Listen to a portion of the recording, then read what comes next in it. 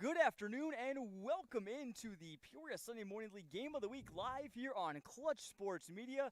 Tonight, boy, we have a dandy in store for you. It's the Movesmart Mariners against the Poor Bros Jacks, the top two teams in the league. Should be a great one here from Dave Rogers Field in East Peoria, Illinois. Good evening, everyone. Hope you're having a great Wednesday. I'm Jonathan Michael. Alongside me, got two guests today, Wesley Stombaugh and Tim Cundiff. Fellas, really been looking forward to this one all day long. This is really what it comes down to is mid-season playoff type atmosphere. This is a playoff matchup. You got your 1 and 2 seed right now matching up, and this is a rematch. 3 weeks ago they played in a hotly contested game. Comes down to a late inning score by Poor Brothers when the Jacks took care of Movesmart 3 weeks ago. Both managers are pumped and ready for the rematch, and so am I. Should be a beautiful night for baseball. Yeah, it's always exciting when you get a preview of what could be the championship. Yeah, certainly. Again, talk about championships. Poor Bros, they won the Sunday Morning League Championship, the Tomey Trophy, last year in 2023, the 108th season of Sunday Morning League Baseball. This is the 109th season. We're glad to be a part of it here in the CSM Game of the Week presented by BodyArmor. As we get a look at both these teams, Movesmart comes into this one at 5-2 on the year. Poor Bros, it comes in at 7-2 as the Mariners take the field. And Tim, will ask you again. I'm not sure you remember the Miller Lite Falcons. Have you played the Mariners at all this year? What have you seen from them? Too soon to ask. It's too fresh in my mind. On Sunday, we had a tough one. The Falcons and the Mariners played a tough game on Sunday. It was a good competition. Josh Blum was pitching for the Mariners and really kept the Falcons in check, defeating us by a final. I want to say it was 2-1, 3-2. It was a close pitcher's duel. Couldn't muster the offense, couldn't get those hits when we needed to, and the Mariners absolutely are ready to play, and they've got some good young talent. They have rebuilt this roster from last year's team. They were towards the bottom of the rankings, but between their leadership, between Sean Bolin and Josh Blum, really put some time and effort into the offseason with the help of a wonderful draft. We'll be excited to see Noah Company out here. He was their top draft pick of the year, and he is coming out on fire, leading the league in batting average. We're going to see from Noah here in a little bit. So the Falcons, yes, just lost to both of these teams, in fact, not too long ago. So it's early. It's early. That's why we play the game. Long season. Certainly, as talk about the young talent, we're going to see we're going to see one of the premier young talents on this Movesmart team on the bump today. It's Caleb Bieneman, pitcher from Limestone, who just graduated. He's an ICC commit. As for Poor Bros, leading it off, it'll be Trevor Goforth, their center fielder out of Spoon River Community College, recently committed to the University of Jamestown. He looks at ball one as we're underway here in East Peoria. We do want to thank the folks here at Eastside Center for getting the field prepped. We had quite a storm last night and early this morning. There was some question of would this game get played. A little bit wet out there. The conditions are absolutely playable, though. Great work by the Eastside Center grounds crew. Let's play ball. Certainly is, as here comes the 1-1. Very loud ball call there by our umpire, and I'm making sure that everyone in attendance can hear it. Yeah, he's looking to his right, almost like he's going to pull a trigger, and then one is hit hard but foul. Goforth comes in this one batting .261 with 1 homer and 1 RBI. We do have a veteran umpire crew. We've got Dale Ross behind the plate and Darren Petty at first base, and these are two classic umps. Been around the Sunday Morning League for decades. They've been around local youth baseball here in Central Illinois for decades. Dale umped my games when I was playing back in high school. How about that? That one is fouled back behind as he continues to fight off in this at-bat here. Goforth, the former Canton Little Giant.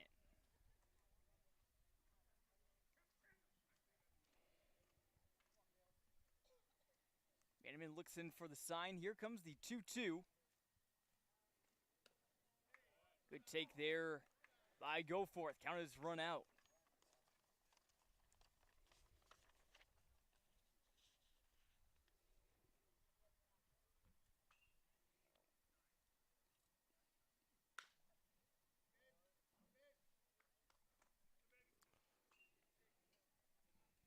This will be the 7th pitch, I believe, or 7th or 8th pitch of the at-bat. The job of leadoff man. Fight them off, see some pitches. You're showing your entire lineup. You're showing what this pitcher can do, and so you want to take some pitches and foul some off, and he's doing his job. And he draws the walk. How about the tenacious at-bat there from Trevor Goforth? Leadoff man gets on. That's something you always like, is to see if you are Jack's manager and currently President Zach Schulte, as Brady Becklin comes in now. Zach has done a tremendous job, not just with his Poor Brothers Jack squad, but what he's done with the Sunday Morning League. He has really emerged as an absolute leader in the last couple of years. He's been my right-hand man, helping lead this league, and he's running with it now this year, his first year as official president, and doing a phenomenal job. Kudos, and thrilled to see what the future continues to hold for this historic league. That one is hit hard into the outfield, and over his head. That's over the head of Marchand out in center. This is gonna score Goforth. He's around third. Here comes the throw. He slides in safe. Brady Becklin, the Jack shortstop, triples, and the Jacks lead 1-0. I mean, that was straight on center field, right over the center fielder's head. It's like a deer in headlights when the ball's right at you. Do you come in or out? And it was over his head, and Brady Becklin really, with his wheels, that was a triple. He had his eyes from triple when he made contact, and early lead for the Poor Brothers Jacks.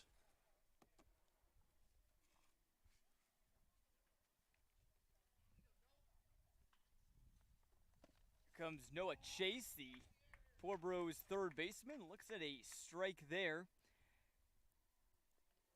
Chase, a little bit more of a pitcher, but also a kind of a two-way player out of Morton College, which is not in Morton, Illinois. It's up near the Chicago area, although you'd be forgiven if you'd be confused about that.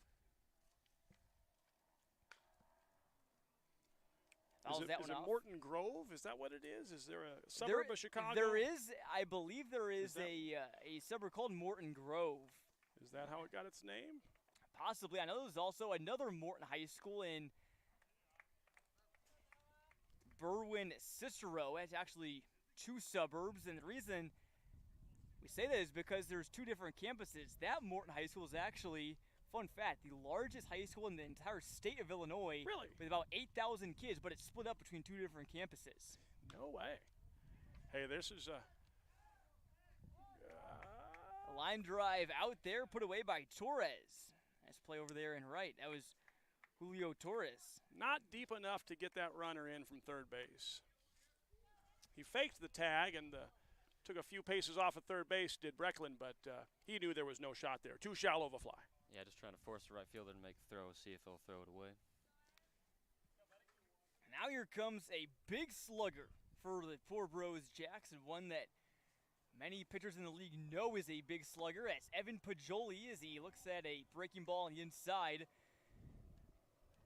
Pajoli, a product of Olivet Nazarene over in Bourbonnais, Illinois, a college that's perhaps most known for being the spring training camp of, I should say not spring training camp, the off-season fall summer workout camp of the Chicago Bears. Exciting stuff going on over there this fall. Leslie, how are you feeling about Caleb Williams? I like it, and I think it's awesome that they're bringing in, they have one of the best teams that a first overall pick's ever come into, so I think they're really setting him up for success.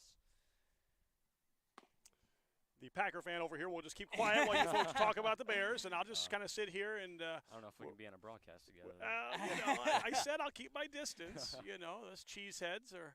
It's funny, I believe, Tim, when we last had you here 2 weeks ago, I think we somehow got off the rails and talked about football at that time as well. It's just something in the water here. Something always seems to come up is Pajoli there draws a walk, so it'll be a new set of downs, so to say, for the Jacks. See what you did there. Aiden Fulton, left fielder from product of IVC High School and ICC.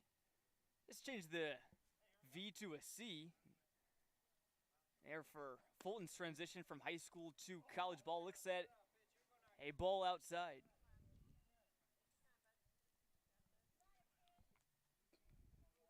to finish that thought, I am impressed with what the Bears have done. It's going to be a fun battle at the NFC North. Yeah. Is this one well into left? The play was at May. I'm not sure if it was a trap. catch. He trapped the it. umpire He called trapped. it a catch. He did call it a catch? Yeah. But the second base umpire says no. So oh, yeah.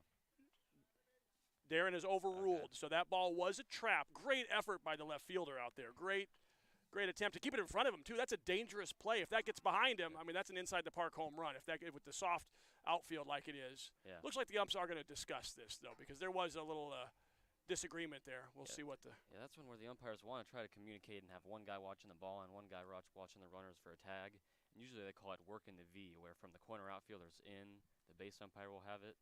Unless you're going to say that he did trap it.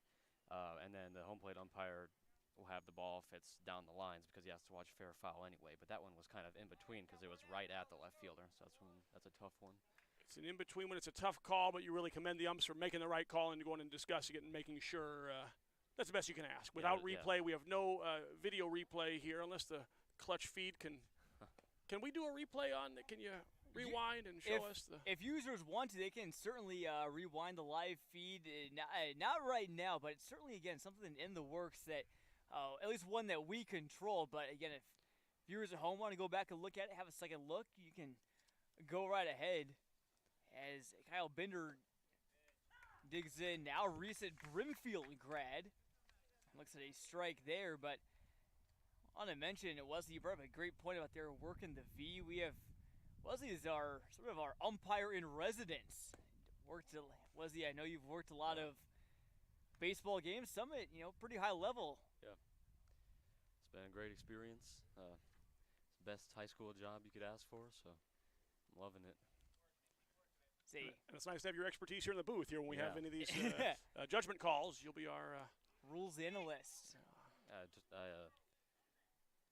Maybe it's a bit of a lofty comparison. I was comparing myself to Gene Steratore on the I was going to say, we're sticking with the NFL connection here. I was going to say Mike Pereira, if you want to go there. But yeah, no, we'll accept your insight. We don't have to phone New York for a judgment call. We've got it right here in our booth here in East Peoria, Illinois, tonight. Certainly do, as Kyle Bender's got a 3-1 count. He has the green light here and looks at a pitch that just grazes the outside corner there from Bieneman. It's Limestone Rocket against Brimfield Indian. Both these players will be ICC teammates next year. As Pajoli getting a little antsy over there at second base, Bieneman chased him back as Bender fouls it off to make it a full count now. Great job by Bieneman. Usually you want to make sure you don't flinch and you just step off in that situation, but he actually didn't even step off. He got the runner to run almost all the way back to second and then delivered the pitch. So here comes the full count pitch. 2 runners on and 1 out. Ground ball could end the inning, but that one is fouled off as the fans in attendance shout heads up to the adjacent field. I believe that's the Canes travel program, getting some summer work in. They certainly are on the turf field here at our Eastside complex. 3-2 again, and that one fouled off to the left side. So Bender did a nice job of staying alive. He's coming off a pretty good game even after his high school career wrapped up. He hit a home run and a double and was a player of the game at the McDonald's All-Star game recently. Over at Dozer Park, just a hop, skip, and a jump across the Illinois River from here. The best of the best. That's an impressive accolade there for him. And he's that one hit rope to left, but into the glove of Winterland. He was trying to find the gap there in left. It was a solid, well-hit ball, but unfortunately right at the left fielder. If the Mariners can get out of this with just 2 runs, I'd say that's a victory for him here in this first inning here. It's a slow start, a rough start, but we know they can hit. The Movesmart offense is one of the tops in the league.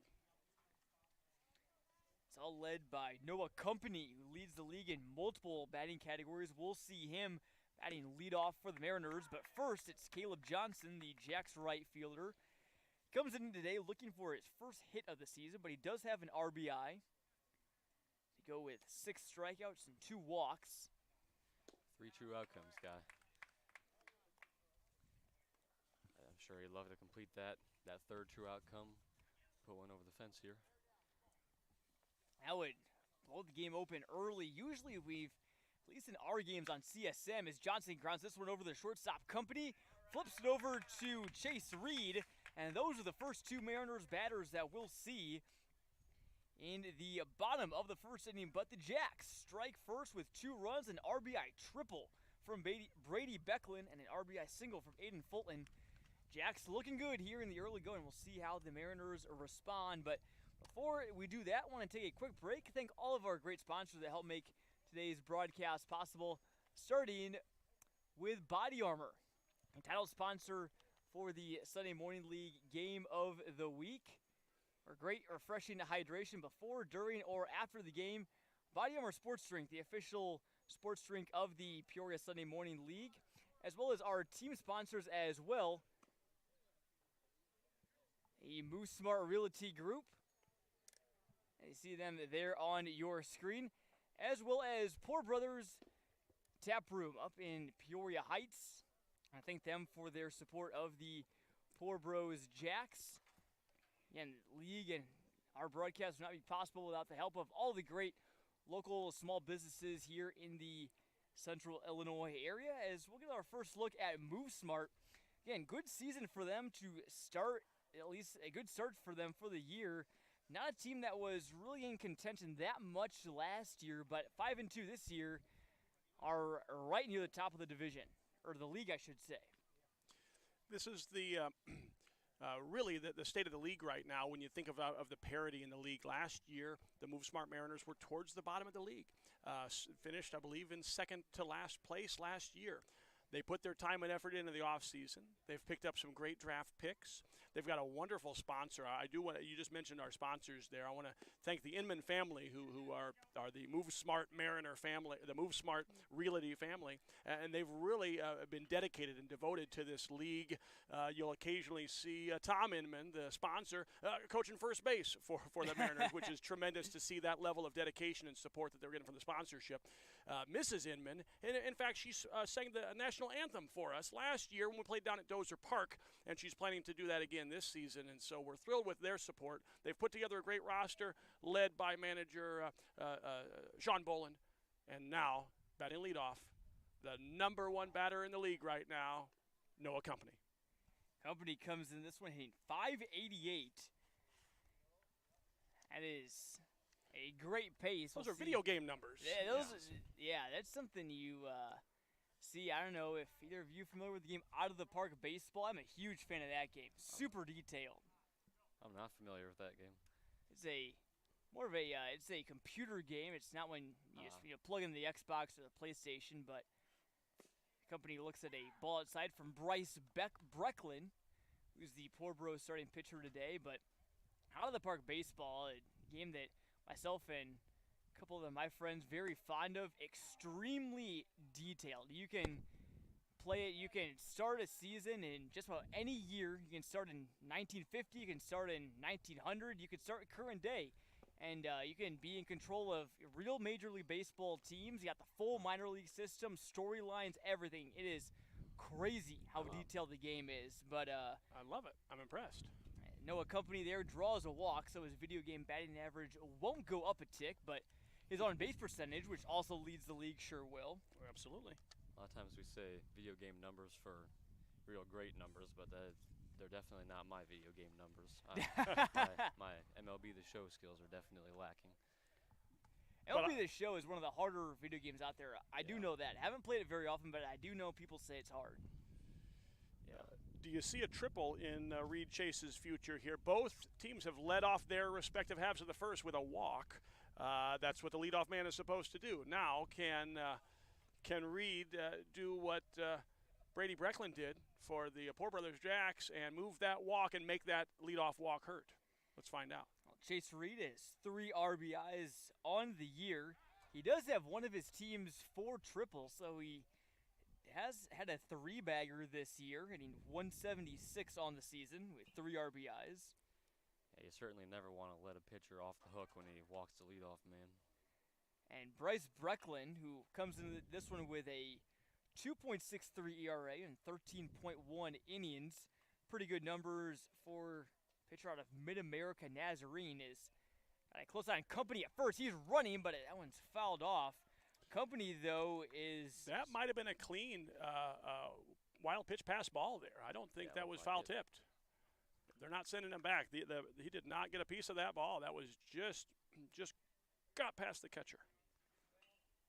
A lesson learned. Don't listen to me in the booth. I thought that went off the bat, but it bounced off the glove of Bender, so Company slides in with his 5th stolen base. That's one of the top numbers across the entire league. So not only is he one of the league leaders in every one of the slash categories, but he's also one of the league leaders in stolen bases as well as doubles. He's got 4 of them. That's tied for first this season.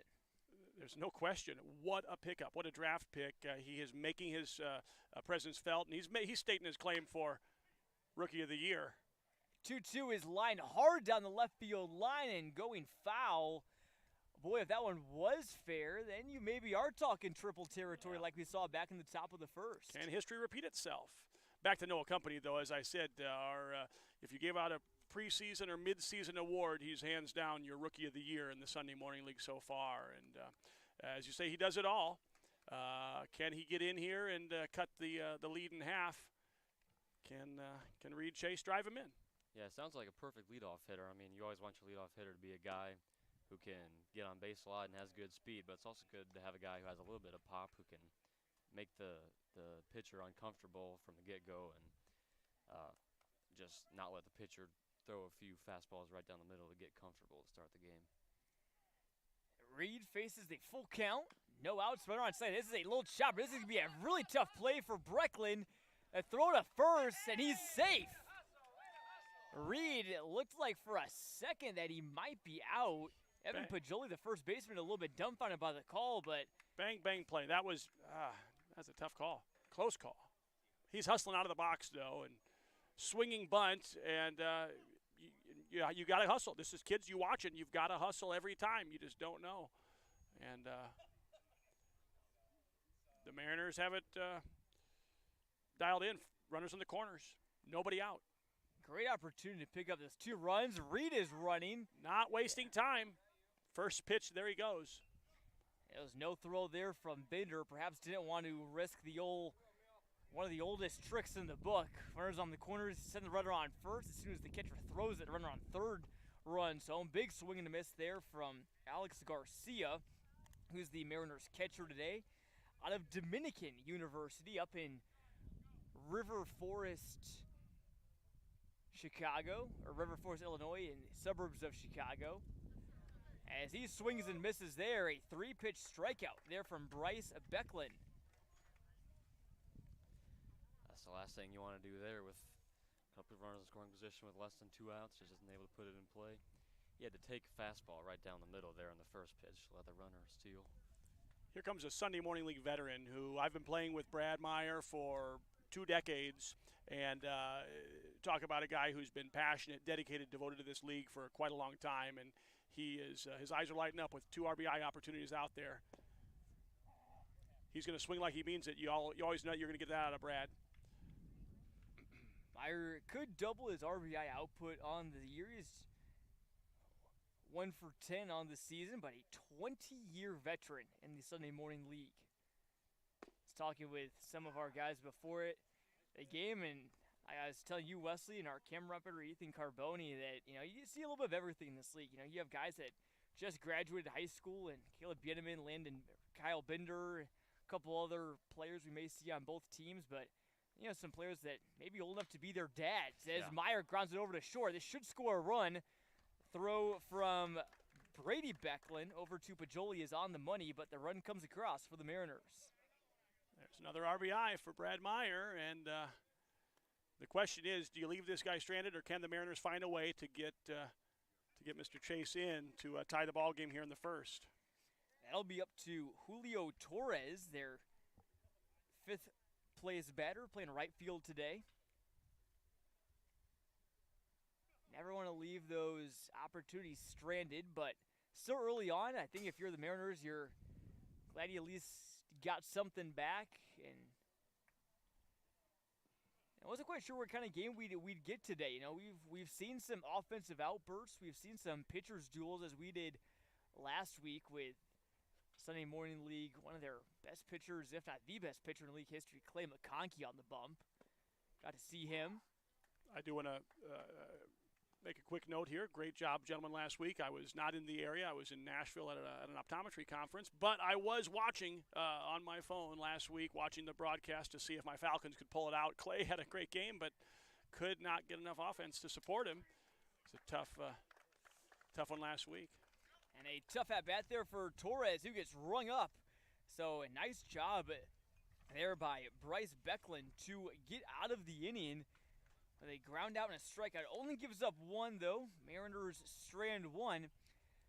As we move on to the top of the second here at Dave Rogers Field in East Peoria. Beautiful day for baseball. And again, Tim, you mentioned earlier, you know, we weren't even quite sure if we'd be able to play this game because there was lots of rain in the area over the last day or two. And when I woke up this morning, I heard some rain. So I was like, boy, I'm not sure if field's going to be all good, but, you know, tremendous job by the folks at the Eastside Center. You wouldn't even be able to tell that it rained. I mean, the field looks pretty darn good for the fact that there was some pretty good downpours over the last 24 hours or so. On Sunday, in fact, the Falcons and Mariners were supposed to. So our game was moved over to the turf field on Sunday. So from the rain over the weekend to the monsoon last night and this morning and midday, you're exactly right. We did not know until middle of the afternoon, 3 or 4 o'clock, whether or not this game would be played.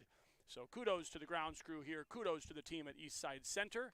Thanks for being our home to the Sunday Morning League. For over 20 years, the Sunday Morning League has been calling Eastside our home complex, our home field. We do play at various fields in the community, but this has been our home for 20 years. So thanks to the great work up here by Eastside. And we're playing ball tonight. It's a beautiful night for baseball. So let's enjoy the game of the week. We'll keep it going with Poor Bros. They start the top of the second. Here's their manager, Zach Schulte, part of a few but faithful fraternity of players that are managers and both players as well.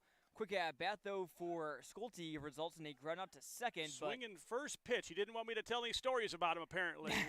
This guy, El Presidente, running the show here in the league, doing a phenomenal job with Zach Schulte here. First pitch swinging, didn't give me a chance to tell my story. I had a great story to tell you about Zach. You'll have to stay on the edge of your seats until his next at bat. We'll have to wait around to the 4th or 5th inning or so. Drew Kaiser, though, hopes that maybe he can get him up to bat later in the same inning or even the next inning if they can get something rolling. Kaiser, like Kyle Bender, just wrapped up his high school career at Brimfield High School, playing for the Brimfield Elmwood Indians. Kaiser is committed to play at Mesa Community College and threw multiple no-hitters this past season as he sees a breaking ball in the 1-1. Now make it 1-2. For Bieneman, it's huge here. When your team starts to mount a comeback, always want to go up and throw up a 0 the next inning, keep the momentum on your side.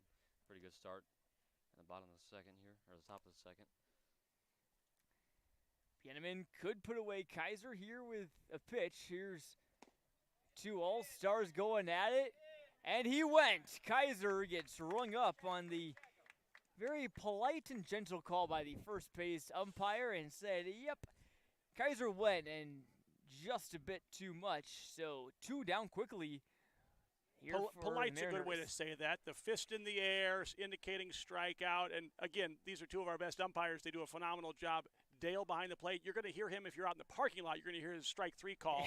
But Darren is absolutely silent out there, but really makes his presence felt in a great way. Another quick at-bat. Go forth. Grounds out. 6-3. That's company over to Meyer. And a lightning quick top of the second for the Mariners. Here is... Don't blink, folks. You might miss the top of the inning.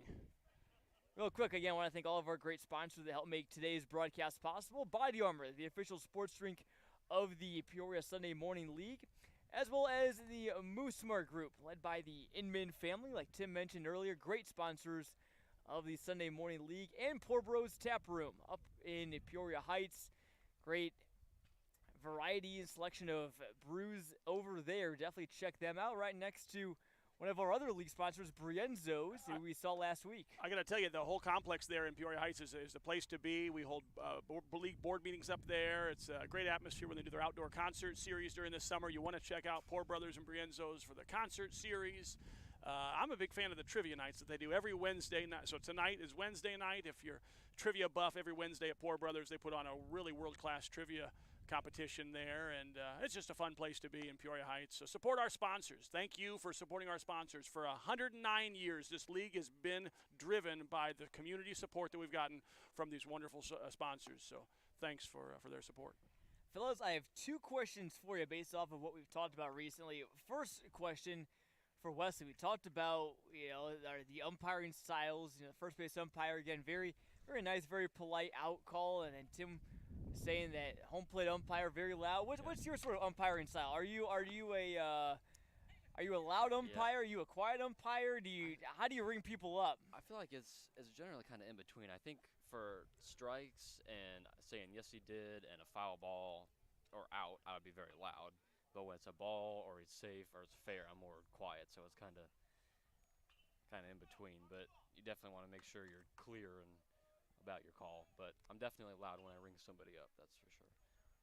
That's what I was always. It's part of the fun, right? That's what I was taught as well. As Bo Honeycutt comes in, and I haven't umpired at quite the level that Wesley has. Wesley is already doing some high-level youth tournaments, even some high school level as well. As Honeycutt chops this one over the left side, a nice little bouncing single in between Chase and Brecklin there. So he's on with a leadoff single. The Mariners continue their comeback attempt, but I'd say personally, I was always very quiet with the balls. Strikes I was always pretty loud. The age level that I umpired at, again, mostly 8 to 12U over in Little League. So you get a pickoff throw back to first. Honeycutt is safe. But, usually with those age kids, usually not trying to hurt any little kids' feelings. So I didn't really ring them up, too violently. Although maybe if they're older, I think, they're probably a little bit, able to handle it a little bit more. And, on the off chance that one of them gets upset or, you certainly don't want to ruin any kids' dreams. As Mason Marsh. There's no crying in baseball, Jimmy. Come on now. Let's go. Come on. Yeah, I don't have that much mercy when I'm doing younger kids. I'll still ring them up loudly. As Mason Marchand, a recent IVC grad and one of the top area players this past season, grounds out 4-3, but a productive out moves Honeycutt over to second, as we'll see the Movesmart left fielder now, Aiden Winterland, who we've seen make a good catch over and left, and one that was nearly a good catch, but instead they ruled he trapped it. That gave Poor Bros their second run of the game. Winterland looks at a strike there. He is a multi-sport athlete at Olympia High School. Shout out Spartan Country. He's 1 for 6 with 1 RBI this season. Big swing and a miss there, and Becklin ahead now in the count, 0-2. So Wesley, you're saying there's no participation trophies for a good at bat. You're going to let them know, and you're going to. It's building character for these young kids. Even these kids at a young age, and that's baseball. I think that's in a nutshell what competitive sports are. Sports are. It's a recreation for us. It's exercise for us. It's good for our body, good for our mind. But I want to say that the game of baseball teaches more about humanity, more about citizenship, failure, teamwork, all of those things. You're going to have bumps in your life. You're going to have ups and downs. This game is a metaphor, but this game is also a learning experience for them. And as doing youth baseball like you're doing, you're helping these young children become great citizens, to learn how to deal and adapt with failure and adapt with their successes and not let their highs get too high and their lows get too low. Yeah, absolutely. It's real important in baseball to have a short-term memory, and I think a lot of times that can apply to life too. You can't dwell on the bad things, and sometimes players or coaches need to learn that about umpires too, that you can't dwell on the umpires' calls. Absolutely. respect your umpires, folks. Without them, there would be no game. So definitely a wise words of advice, not just in baseball, but really in any sport, especially. And definitely encourage anyone out there. Maybe if you yourself want to get involved, or maybe know someone young that wants to get involved, definitely encourage them to. There's always, almost every sport out there in need of umpires right now is. You're not kidding. There's definitely a shortage across the board. My mom sometimes is worried about me umpiring. She's worried about people yelling at me, and I tell her that if I was working, as a server at a restaurant, people would still yell at me. But in that situation, I gotta be nice and say, "Oh, the customer's always right." When I'm umpiring, I'm always right, and I can tell the coach to be quiet, and I don't have to be nice to people who are mean to me. That is a great way to put it, Wesley. Something about umpiring. You have ownership. It is really your game when you step on the field. Everything, more or less revolves around you and your partner. As Austin Carruthers grounds this one near shortstop, and a rocket of a throw there from Brady Becklin, the former MLB Draft League shortstop, retires a hustling Carruthers over at first. So the Mariners get their first runner to reach in Bo Honeycutt, but 3 straight outs forced by Bryce Becklin, who we assume is probably the brother of Brady Becklin. Again, not for sure, but again, I think it's reasonable to think that. And so brothers working in tandem. They get a 0 on the scoreboard for Poor Bros in the bottom of the second. This league has brothers on the same team. This league has cousins. This league has fathers and sons on the same team. You talked about a little bit ago that you see a lot of variety here in this league, and that's the beauty of the Sunday Morning League, built on the tradition of 2 pillars. There are 2 groups of individuals playing in this game, in this game tonight, and in this league in general. And the first group are the youngsters, these guys who are just out of high school, your juniors and seniors in high school, who are hoping to get that college scholarship. And some of them are hoping to become drafted and make these different opportunities for their career and follow in Jim Thome and Mike Dunn and some of the legends' footsteps, right? That's a great group of this league, and that's probably 65% of the league. And then there's 35% of the league that are the veterans, the guys who've been playing this game to their core for decade after decade and cannot give it up, and are still competing at a high level. And that's the Brad Myers, the Josh Blums, the Zach Scholtes, these the Tim leaders. Cundiffs. Easy now, easy now. And that's the beauty. And these gentlemen become mentors. They become mentors. They're teammates. They're brothers. They're friends, but they're mentors, and they're helping to guide these young kids to help them and really position them in the best possible way that they can for their careers. So it's a good blend. It's a good mix. It really is. As Brady Becklin, who just made that great throw from shortstop, a lot of velocity on it, digs in now. Already got an RBI triple today. He's got 8 on the season. That's among the top few barks in the league. Came into today batting .355, also top 10 in the league, and also with 4 stolen bases, tied for second in the league. So a all-star type campaign being put together. He's got his armor. Allen didn't hurt Becklin too much as Noah Chase comes in, flew out to right field his first time up. After that RBI triple, they did not want to give him something to hit, and will they pay for it by getting him on base here with a hit by pitch to lead off the inning?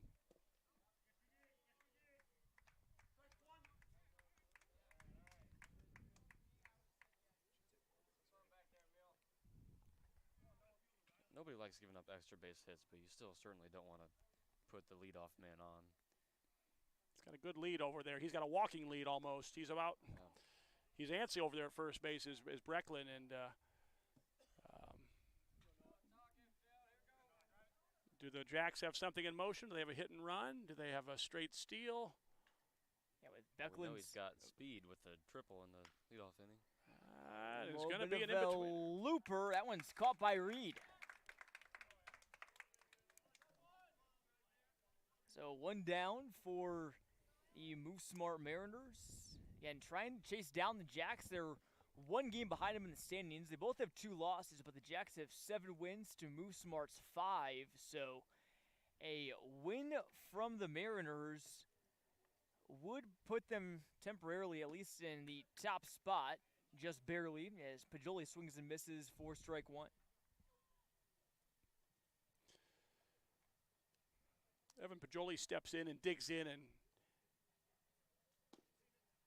He's trying to extend the lead here as he takes a hearty at bat every time. He is certainly an intimidating player to face. 1-1. Again, good lead from Becklin, but he doesn't steal. We'll keep an eye on him closely. But Jolie will not get cheated on his at bat. The question is, do you send the runner, do you put him in motion here, and will that alter the line of sight of your batter? You know, that's always the question here. Right-handed batter, speedster on first base. With a nice double, you're going to move him around anyway, but if you get him in scoring position, he's going to score on a base hit. But do you want to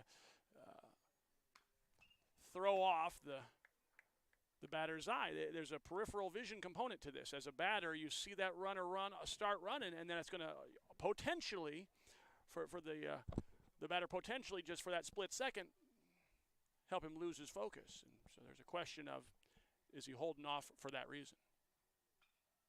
2-2, Becklin not going, but a ball gets to the backstop, and it's moot. And my point is moot. But on that, a lot of great hitters talk about trying to just focus on the guy's arm slot and try to look at where the ball's coming out, because you don't want to see all the potential funky stuff the pitcher's doing with his delivery or the runner or other things. If you can just try to zero in on that spot in the batter's eye where the ball's coming out of his hand. Clear out the noise and focus on the window. Yep. Full count pitch is fouled back by Pajoli, so still alive for the chance of him drawing his second walk, although a walk would set up the double play opportunity if you're looking for a silver lining for the Mariners. Aiden Fulton on deck. 3-2, Pajoli lays off. Ball gets behind Garcia, but it doesn't matter. Pajoli will take a nice little stroll down to first, his second free pass of the day. Up to 6 now on the year.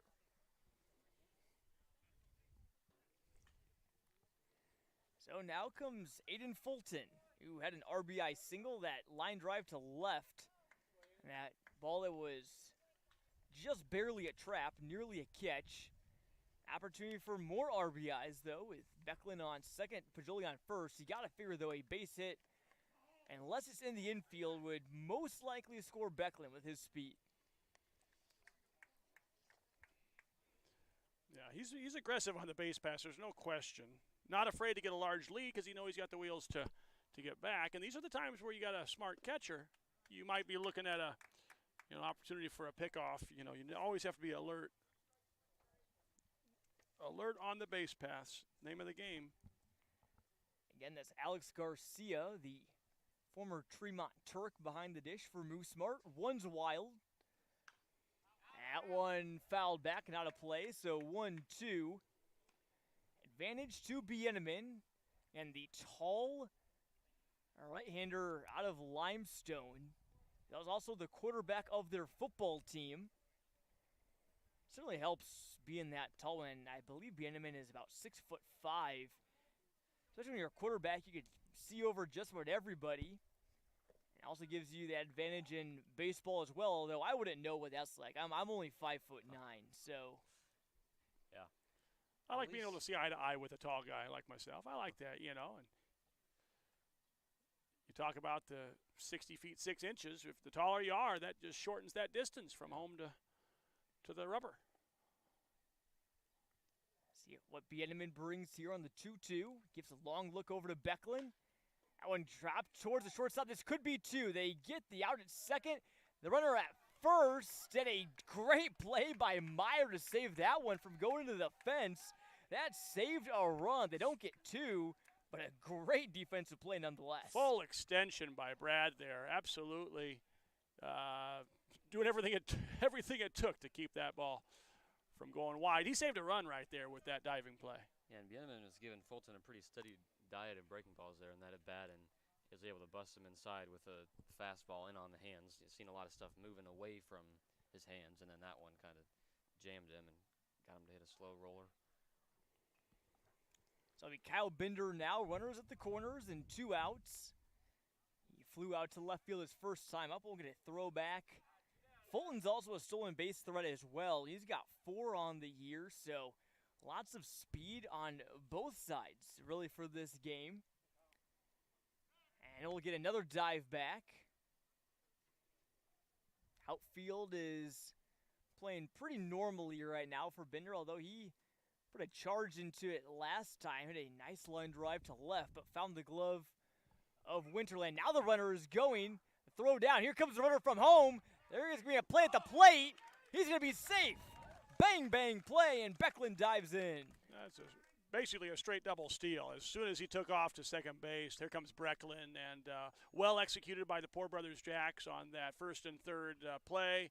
The question, if you're Movesmart, do you do the fake throw to second and then eyeball the guy at third? No, they went straight through and just could not get the ball back to home in time for the speedy Brecklin. It's only a matter of milliseconds there. Very close play, but Poor Bros takes a 3-1 lead as Bender looks at a ball there upstairs.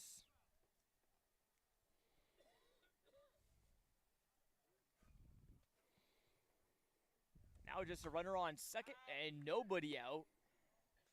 If you're Bender, I think you probably just wanted just a base hit here. 2 out. 2 out we have here. Yeah, 2 outs. Yep. Pardon the correction, but 1 and 2. Bannerman could get out of the inning with just one more pitch. Both teams with 2 hits so far today. Breaking ball catches the inside, and Bender gets rung up looking. And the Jacks strand one, but score one after Brecklin gets hit by a pitch, comes across to score. It's 3-1 Jacks, the leaders of the Sunday Morning League, over the Movesmart Mariners through 2.5 here. It was a filthy curveball there from Bieneman. Really, I mean, he froze the batter. Yeah. Froze Bender there for the backwards strikeout. Beautiful pitch inside corner, and you heard Dale Ross with the strike 3. Wesley, yeah. How would you rate his strike 3 call there? I'd call it an 8. I mean, it was pretty loud. Could have been a little more flashy, but I think it was solid. Not to critique too much, folks. Yeah. This is, I think, been the game where we've talked about the umpiring the most, but again, certainly, we got 2 of the best in the business. In a good way. Tonight. Yes, exactly. Some games you say if you don't mention the umpires' names all game, they did a phenomenal job. We're mentioning them because we're pleased with the job and we're impressed with the work. So Movesmart will have the top of the order due up here. It's Noah Company, Chase Reed, and Alex Garcia. Mariners, a little spotlight on their manager, Sean Boland, in his second year. Movesmart went 7-15 in Boland's first year, but Boland has won a Sunday Morning League championship. That was back in 2018 with the same franchise. It was just under a different name. Back then it was known as Coors Light Silver Bullet. For about a decade, this franchise was Coors Light, Silver Bullet, back and forth for a handful of years until the Inman stepped in and have brought the new sponsorship in place. But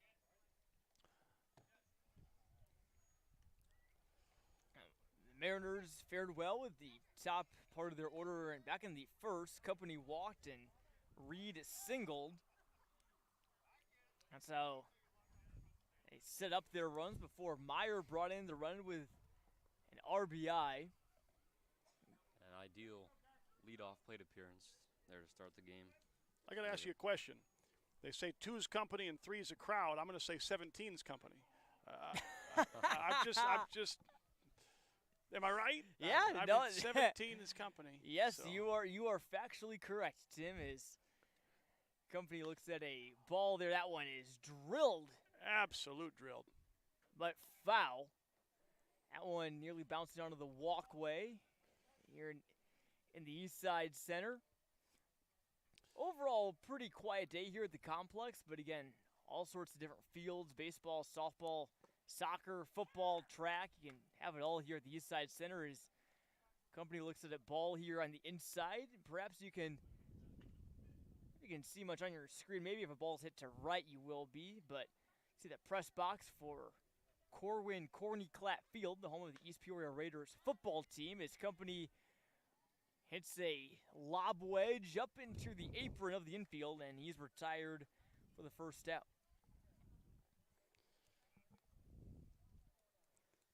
Lob wedge reference was well done there, and I couldn't have said it better myself. That was right out of the rough, and he placed it Right in the glove of the shortstop. I went golfing yesterday, so kind of still fresh in my mind, and the weather cooling down a little bit as of recent. It's been obviously again very, very hot, humid summer as it normally is in Central Illinois, but a little bit cooler out. Been trying to take advantage, get out, hit the links, as Chase Reed will try and make a trip around the bases here as he hits one hard to left, but Fulton has it lined up and puts it away. Yeah, golf is fun, but my baseball swing certainly does not translate to golf. Yes. It's always a big part of debate. You know, a lot of baseball players say they enjoy playing golf and they want to get into it, but it's very hard to go from the more horizontal swing plane to the vertical swing plane, or the vertical swing plane, I should say. It's not an easy transition, but usually those baseball players, if they're able to get a hold of it, they can usually kill the golf ball very, very hard. A lot harder than I can, for sure. I can definitely hit it hard, just not at the hole. Well, it keeps it fun. It keeps it interesting.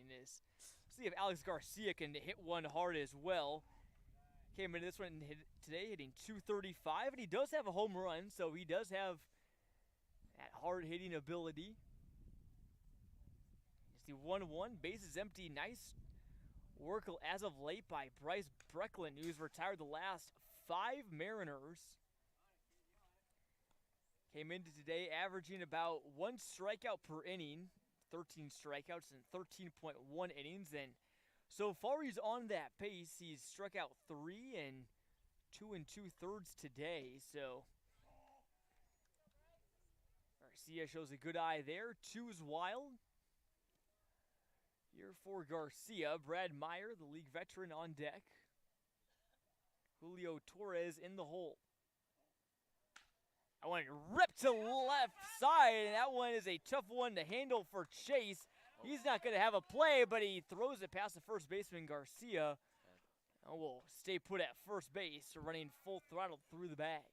That's definitely one that Chase would have been smarter to hold on to that one. Didn't have much of a play at first, and lucky he didn't give up an extra base there.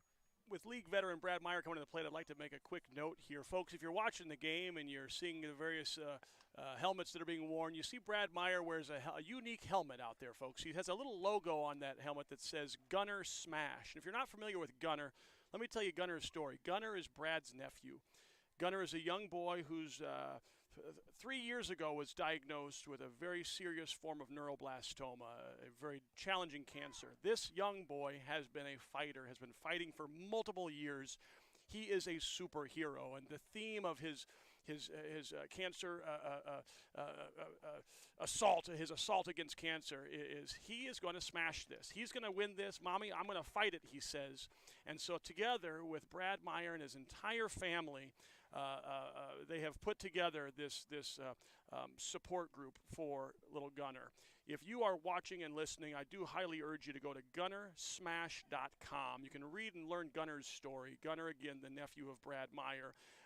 The cancer, he's been fighting it for several years. He had it really in a good spot, and we've learned recently that the cancer has come back. He's fighting another battle. He's getting treatment, some very unique state-of-the-art treatment from St. Jude, and he's been to Chicago. He's been to all over the finest treatment that he possibly can, but he's in a fight for his life, and Brad is wearing that logo on his helmet proudly.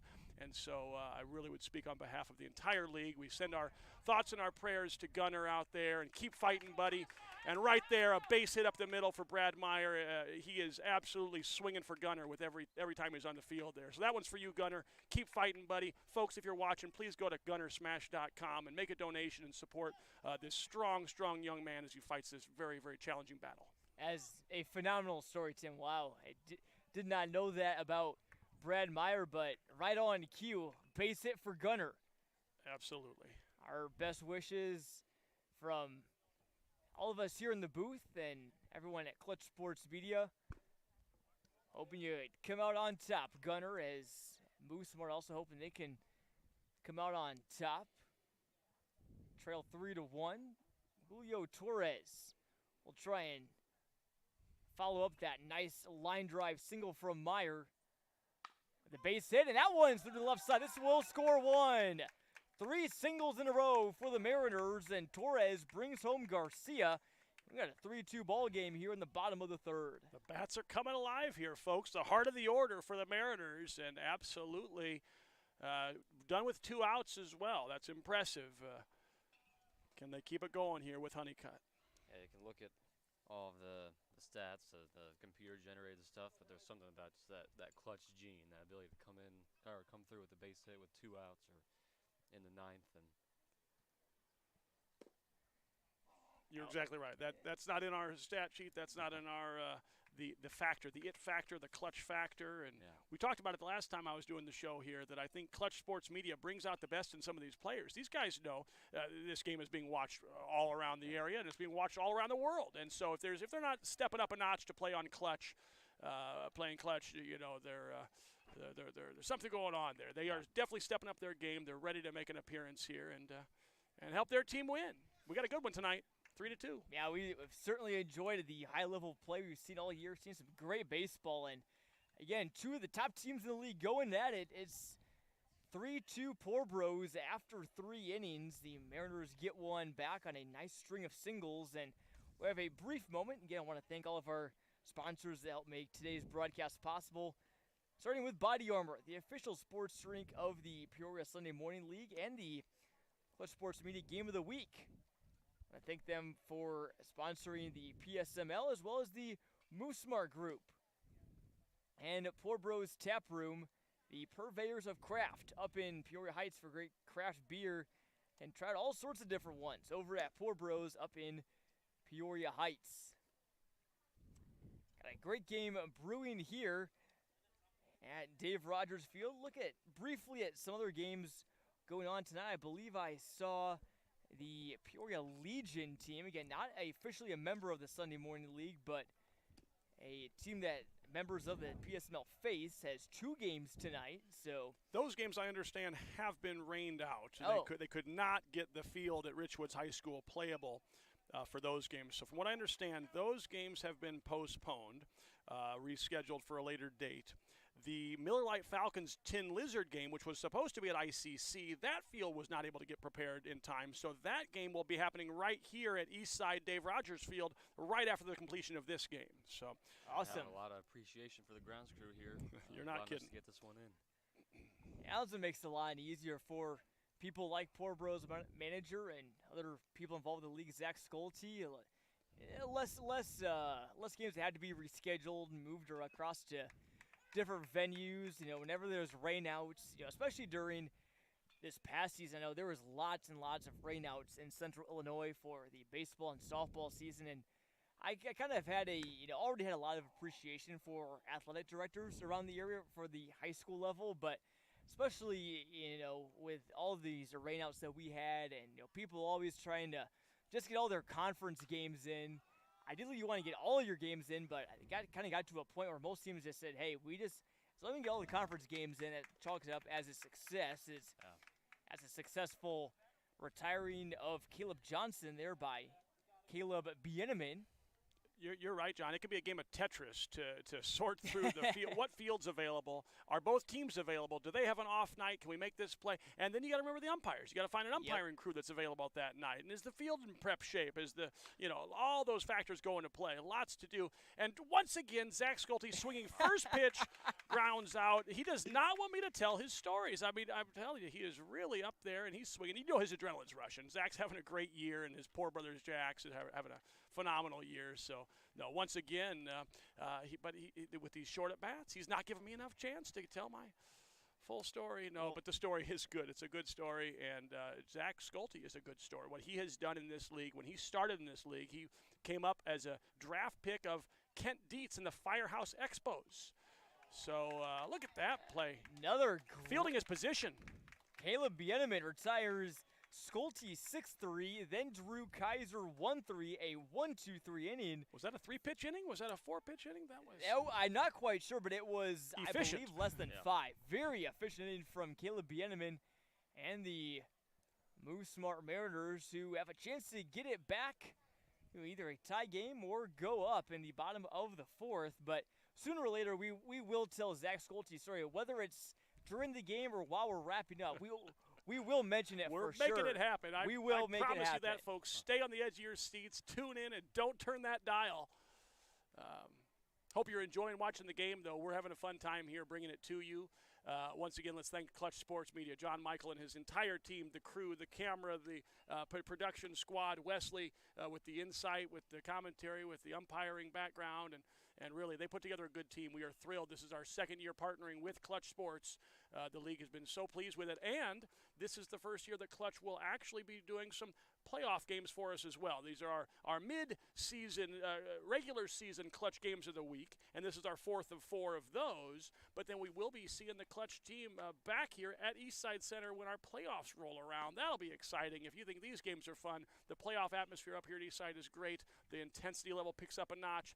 Playoff baseball is something special. We're excited to have Clutch covering those games for us as well. Yeah, you said it, Tim. We're obviously very grateful and very thrilled to be a part of this very historic league, and it's been nothing but good times here for the Clutch Sports Media side of things, and we've seen some great baseball, and we'll have 4 playoff games in 4 days on Sunday, August 4th, Monday the 5th, Tuesday the 6th, Wednesday the 7th, all right in a row for you on ClutchSportsIL.com. So we're taking a little bit of a break for July, but once August comes back, again, we'll follow us on social media. We'll be sure to remind you that some of the best and biggest games of the year will be broadcast live here on ClutchSportsIL.com or our YouTube channel. Glad you're with us, spending your beautiful Wednesday with us. Could be outside, maybe doing some lawn care, could maybe taking a walk or eating some dinner out on the patio, but whatever you're doing, maybe you're just kicking back and listening. We're very glad you're with us here as the Mariners will get things rolling here in the bottom of the 4th. Mason Marchand fouls that one just out of play. Noah Chase gave it a pretty good run over there at third. Yeah, despite the rain earlier in the day, we couldn't have asked for a better night for baseball. Beautiful night here, and this is the Midwest for you. Rainstorm in the morning and a beautiful evening here, and Central Illinois, and I don't hear any cicadas. I don't hear. I don't believe hear the cicadas are gone. They're gone. And so is the leadoff batter. He's gone with that strike. So is Mason Marchand. Strikes out there. That is the 4th strikeout for Bryce Brecklin, who again got his brother Brady playing over there at shortstop. In Winterland, who is one of Brecklin's strikeout victims, comes up to bat now. Doesn't feel like Winterland tonight. 83 degrees here as we play into the 4th inning. And the thing about these games is it's always during one of the most pleasant parts of the day. Usually when we get here and we're setting up, it's usually pretty hot. It's still around 4:30 p.m. and the sun's beating down on you. One of the hottest parts of the day, but especially as we move on to later innings. I mean, every night that we've had here at the Eastside Center, for just about every game, and including last year too, it's just been phenomenal weather. It makes you glad to be outside and enjoying America's pastime as Winterland looks at a ball. Carruthers is on deck, the DMAC alum. Seeing all sorts of local high schools represented, again with Movesmart. You got Limestone with Caleb Bieneman. You have IVC with Mason Marchand and Griffin Irvin, who was Marchand's teammate for the last couple years as well. You have Gunnar Wilson, Aiden Winterland, both from Olympia. Wilson not in the starting lineup today. That one is popped up. Pajoli! What a catch! What a catch! With his arm over the railing. Makes the grab. Wondered if he was going to topple over the fence, but stays in the field of play and makes the catch. What a grab from Pajoli over there at first base in foul territory. Channeling Sunday Morning League icon John Santor. The best play that I've ever seen made by a first baseman over there was when John did do the cartwheel over there. So short of the cartwheel, that right there, that play, full extension, used every inch of his frame and used every stitch of that webbing in his glove to make a phenomenal catch there. Great job for the second out of the inning. We have seen some phenomenal defensive plays every week so far this season on Clutch Sports Media, and that one is the latest of them. We'll have to make a compilation of all of them at the end of the year because there have just been some outstanding plays in the field, and One of them was actually made by the Poor Bros shortstop Brady Becklin. I remember the first ever game we did for the Sunday Morning League last year. I believe it was against the Tin Lizard Titans. Becklin had a tough play in foul territory. Was trying to locate the ball. He was playing third base, I believe, and he did the splits and made the catch. That was really kind of set the tone for what, this element of having these games covered by Clutch. That play has been shown over and over and over on our social medias. Phenomenal play, battling the wind, full splits. I mean, is showcasing his flexibility out there.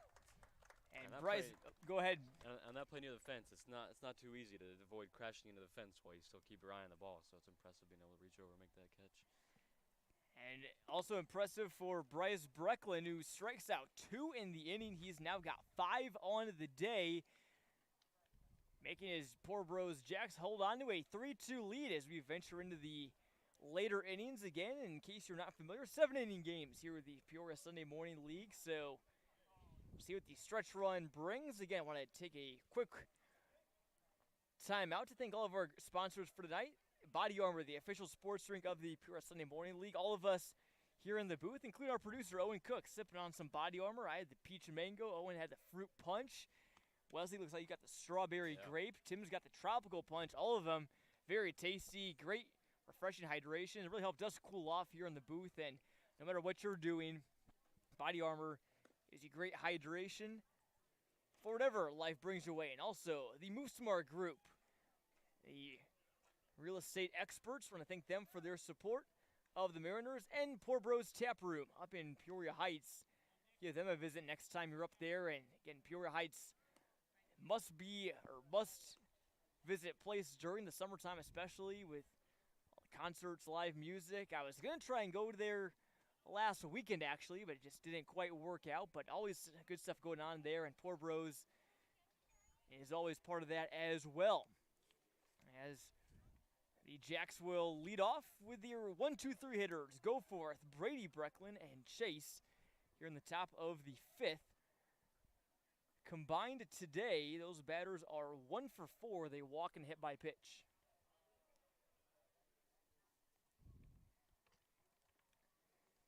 Go forth, who's up to bat now, is a University of Jamestown commit.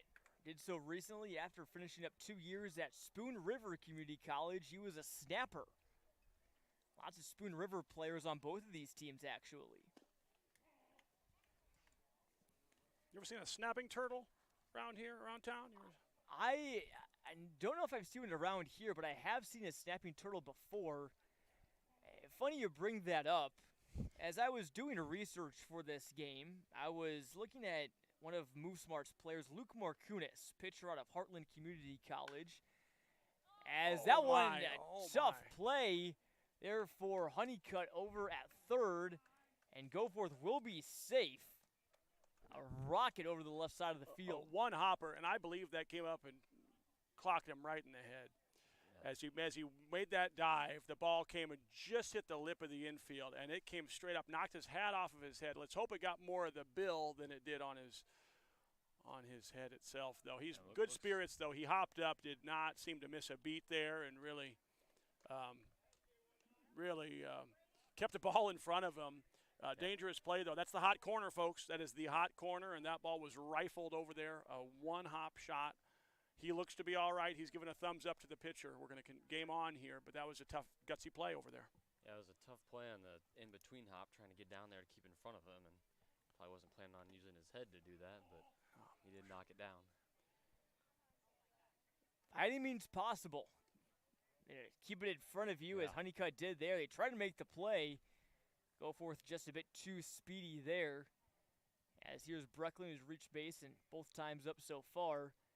It's a throw back to first, and he dives back. But as I was saying before that rocket of a shot, Luke Markunis, pitcher for the Mariners. I was looking at his bio page on the Heartland Community College website. It said that Noah Markunis has a pet turtle.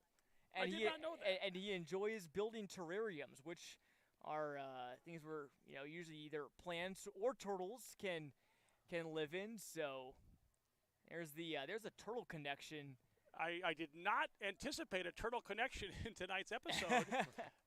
Kudos to Markunis and his pet turtle. We need to find out the name of his turtle. Yeah. As a St. Louis Cardinal fan, I really jumped on board to Twitter. In fact, if you're following the Sunday Morning League, we are on Instagram, we are on Facebook, and on Twitter. And you're wondering, Tim, when did you sign up to Twitter? What motivated you to sign up to Twitter? Oh, I bet I know what this is. It was because of Torty the tortoise. Yep. Alan Craig's tortoise, the lucky tortoise, the rally tortoise of the 2011 St. Louis Cardinals World Series run. It was giving insight, behind-the-scenes, locker room, funny commentary, and that was what got me onto the Twitter, and we call it the X now. If you want to call it the X, I call it the Twitter. But it was a tortoise that got me on Twitter. It was a snapping turtle that got us on this discussion. Markunis has a turtle. We need to find out what Markunis' turtle's name is. And the Poor Brothers Jacks have something going here with nobody out, 2 men on. You call it ducks in the pond. I'm going to call it tortoise on the pond. We have a couple tortoises on the pond. Yeah. Well, I think Right. the outfielders would hope that the runners have the speed of tortoises. Unfortunately for them, they do not go forth over at third, and Brecklin, who's got a double and a triple now tonight, are both pretty fast. So runners on second and third, nobody out. Dangerous spot here for Bieneman and the Mariners as Noah Chase, who's flew out to right, popped out to second. Bieneman could really use a weak ground out or a strikeout here. He looks at a ball. He's had some efficient innings, and it's interesting to see how he comes back from a real short 3, 4, 5 pitch inning where now he's got to gut it out. You got 2 men on, nobody out. Can he put this together and get out of this jam? That one chopped to the left side. Runners going home. They just go for the out over at first. They tag Chase. That one was a bit offline, that throw from Honeycutt, but Meyer puts it down. The run comes across. It's now 4-2 Jacks as Pajoli will come up with a runner 90 feet away. Interesting decision there to throw it across when you could have come home with that one. It would have made for a play at the plate, a close play. They wanted to go for the sure out, even though now they are down 4-2. Yeah, down a run. You might want to cut that run down. I think so. I thought so too. Company was pretty decisive with it. Maybe in hindsight, not quite sure, do you throw home, do you throw over to first? But at least he was decisive with it. That's what you can't say about that play there from Company over at short. Yeah, you've got to know before the play what you're doing with the ball if you get it. So at least he definitely seemed like he'd thought of it before he made the decision that he was going to first with it. And Goforth had some good speed, although I think it would have been a pretty close play at the plate. Yeah. We'll see how that play ends up affecting this one. Here's a chopper to third. Runner will stay at third. Now he's going home. Pajoli's out at first. Meyer can't get it out of his glove. The run comes across to score. Great base running there from Brecklin. Very aware, and now it's 5-2 Jacks. That's a tough play for Honeycutt because you want to take a look at the runner coming from third, but if you do, you might not have a shot at the guy at first. So. And he's over there at third thinking, what did I do to, this is the hot corner, and he's had every ball come to him. He has the ball he takes off of his head. He has the ball that the decision, did he come to home? No, he went across the field to first. And now this one is a heck of a play. Full, sprint in, getting the slow roller, and makes the play at first. But he's thinking to himself, hey, there's 8 other guys out here. Let's share the wealth. Every ball's going to third. Does he have a magnet in him today? It's something with that ball hitting his head. You hope he's all right still, but he's certainly bouncing back with a couple nice plays. Now 2 down, and now no tortoises on the pond. They're all back safe and happy in their home. In their terrarium? Yes, in their terrariums. Yeah, the Noah or the Luke Markunis. Maybe he hasn't built one for the Jacks, but for all of the Mariners tortoises, so to say, I'm sure he can make one. Is Fulton now faces an 0-2 against his future ICC teammate. That one goes low and away. See Markunis warming up in the pen, and when you're thinking about making a pitching change, you got to think about pitch count, but also the intensity of those pitches. And he's made a lot of deliveries with guys in scoring position, and that can really change how much it taxes your body, and especially if you're making a lot of pitches in the same inning. It's a great point. I believe that is Markunis. Couldn't quite see it, but I believe there is a 20 number warming up in the Movesmart bullpen, and the 20 numbers as a pitcher is Luke Marcunas. You'll know it's Marcunas if you see a tortoise nearby. If you can see a tortoise out there in the bullpen with him, or maybe it's bring your pet to the ball game. The sign out front says no that. Dogs, no, but I didn't see a no tortoise sign at the east side front gate here. So can't imagine that a tortoise would cause too many problems. Although I have a funny story about one. Maybe not funny, but I do have a story about one that happened recently. You're at the end of the inning as Bieneman deals a 2-2 to Fulton, and that one rides in, and it looked like it may have hit him in the helmet, but it was a curveball, and it might have gotten him to the top of the back there. Yeah, couldn't quite see it. It popped right up in the air, and he'll take a slow saunter down to first. So Fulton reaches the hard way. It's the second hit by pitch that the Jacks have drawn so far today. Is the inning will extend to Kyle Bender, who's 0 for 2.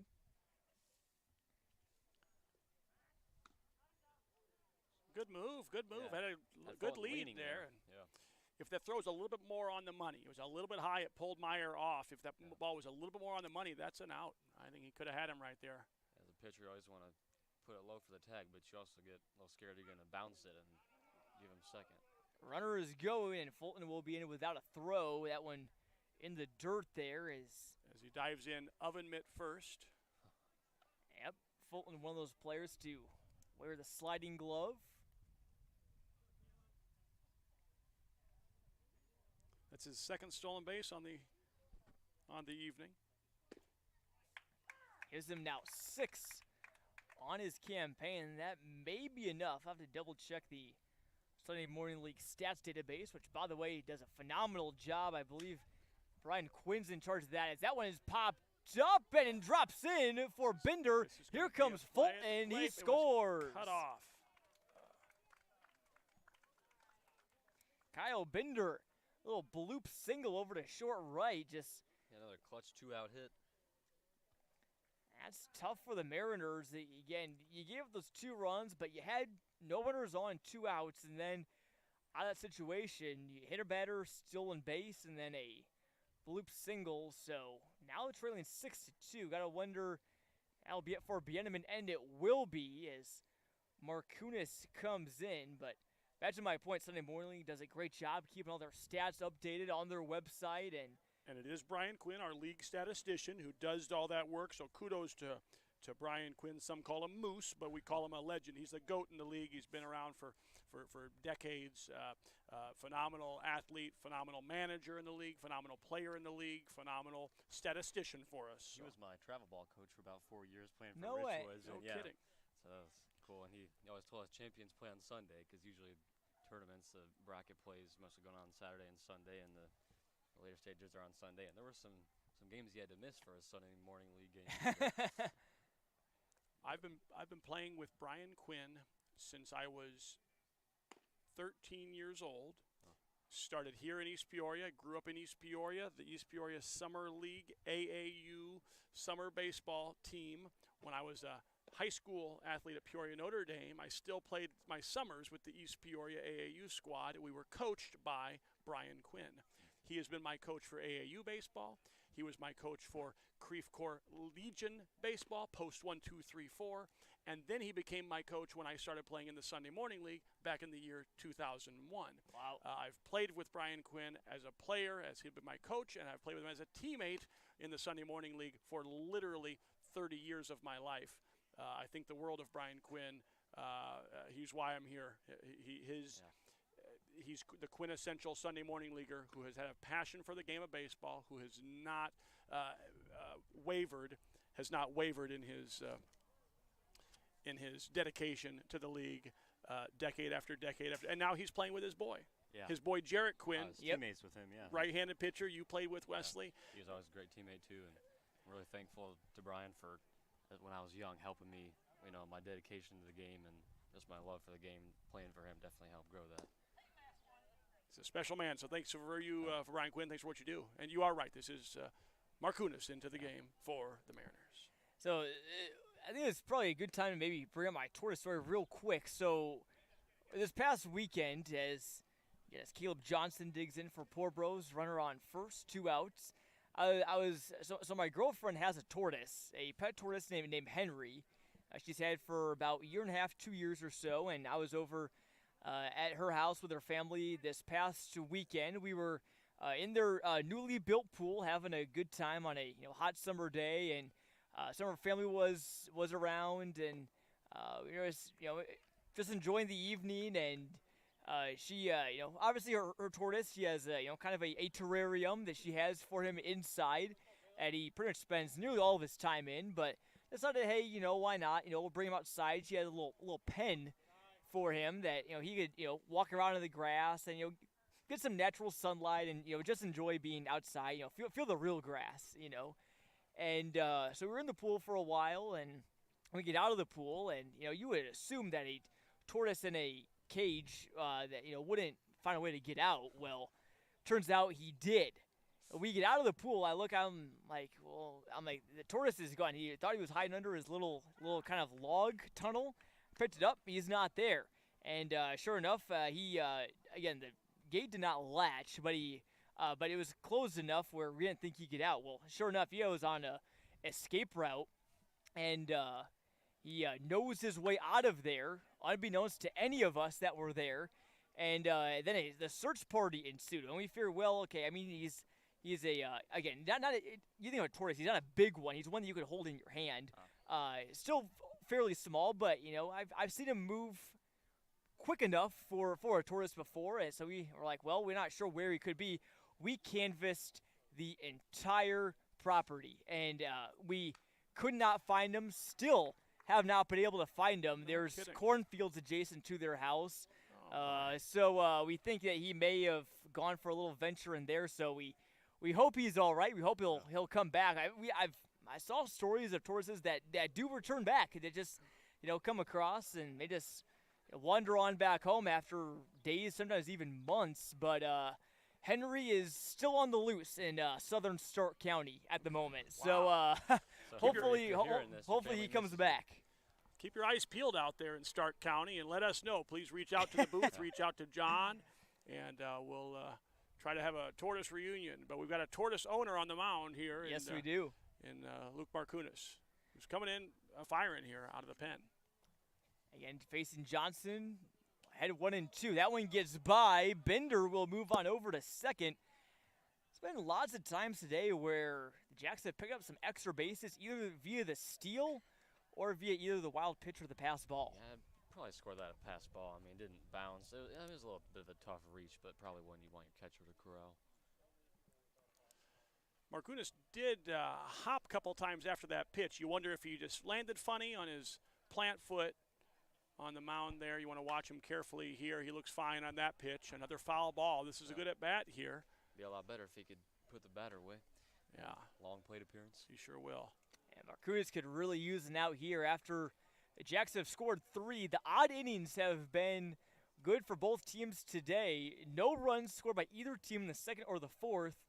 But the Jacks scored 2 in the first, 1 in the third, and now 3 here in the fifth. Movesmart has scored 1 in the first and 1 in the third. That one low and away as the count is run full. Gotta expect Bender will be off with the pitch here. Full count. 2 outs. You wonder if he's going to get a head start here. Probably running on contact. Here's the 3-2. That one is fouled off as, I believe, now the 8th pitch of the at-bat coming. So Markunis, who comes in with just 2 innings pitched on the year in the Sunday Morning League, is having to work for his first out to get out of the 5th. I'd be more inclined to run on 3 and 2 with 2 outs if you had a man on first, so that it wouldn't be liable to be thrown out on a ball 4. Exactly right, yeah. Here's 3-2. That's behind Johnson. Markunis just lost control of that one, so. Although that would have been a perfect pitch out to throw him out at third. It would have been. So the inning will continue now with Zach Schulte. We'll see if he's first pitch swinging again. Facing the new righty, you think he'll take a pitch? Will he, for the first time of the night, will he take a pitch, or is he up there swinging? We already told the story, so no need, right? Well, not quite. I haven't Ball told one. Zach's story yet as he looks at a ball inside. Zach's done a tremendous job in this league. He came into the league with Kent Dietz as Firehouse Expos. That one chopped up the middle. This is going to be a tough play. Company charged in and retires Schulte. Another good play the Company has made on retiring Schulte today. He's hit 2 choppers back up the middle, but good charge there. And the Mariners get out of the frame, allowing 3 runs. So here the Schulte story will have to wait, or we could take the opportunity to tell it now while we have a break here between innings. Yeah, no, I'll just tell you the story here that Zach joined the league, drafted by Kent Dietz in the Firehouse Pizza Expos squad, and had a phenomenal first exposure to the league, and then he saw an opportunity here. And what he did, he's well connected to his Washington high school roots. He's got lots of ties with his younger brothers still playing in the Washington sponsor. They became the Cubs for a couple of years. They were literally an expansion team right from the ground up. He built that squad.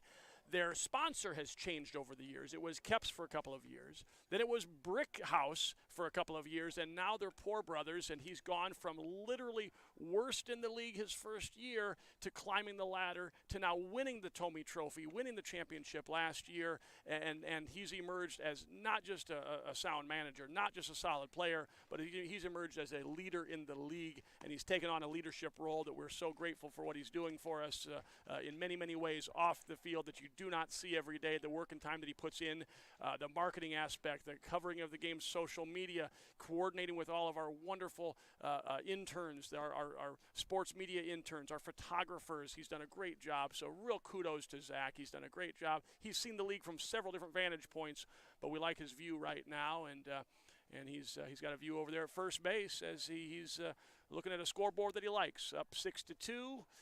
Do the Movesmart Mariners have a late game surge in them? We're going to find out here now, and we'll see what happens here.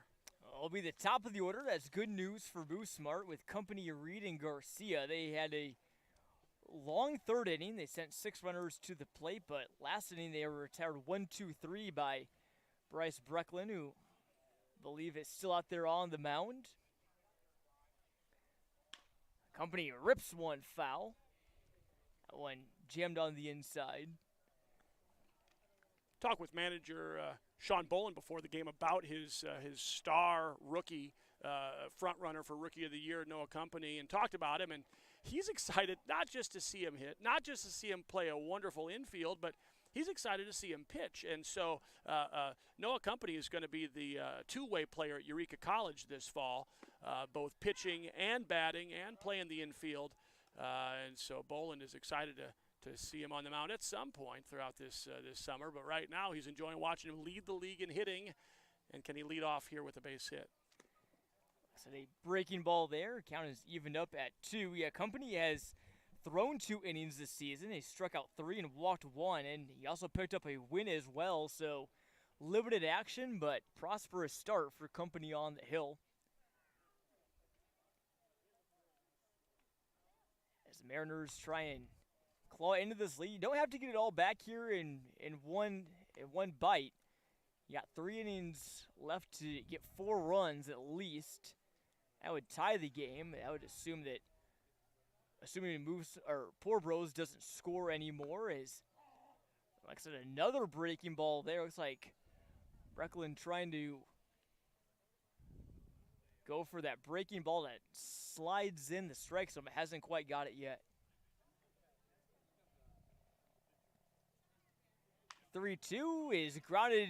A little dribbler over the short. I think Company's going to beat this out. Well, no throw. When you're hot, you're hot. Couldn't have rolled it out there at a better location for an infield single with those wheels. I mean, that was off the end of the bat. That was a cue shot. I mean, if he was lining up his 8-ball corner pocket, I think he bounced it right where he needed it to be.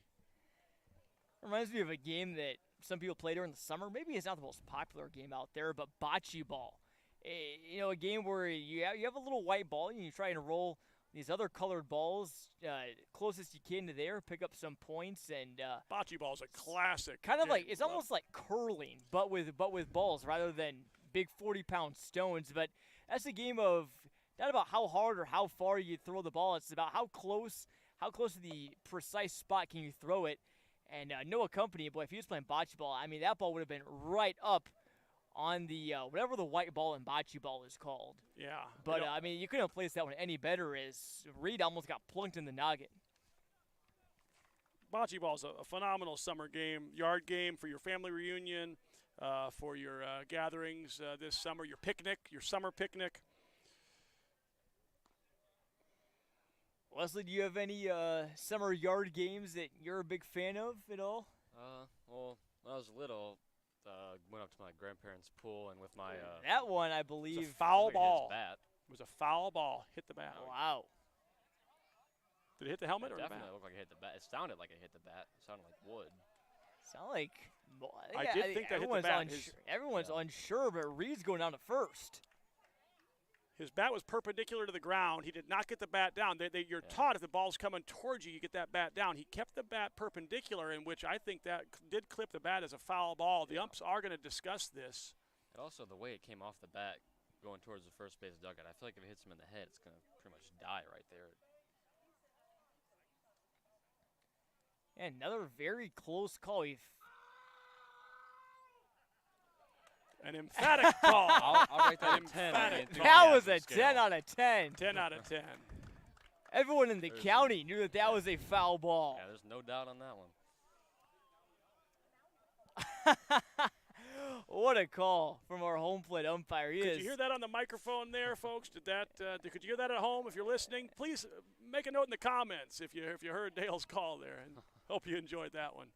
That one, no doubt about that one. Maybe initially, but after discussion, foul ball is emphatically the call. But you don't need me to tell you. You probably already heard that one as Reed faces the 1-1 with a speedy company over at first.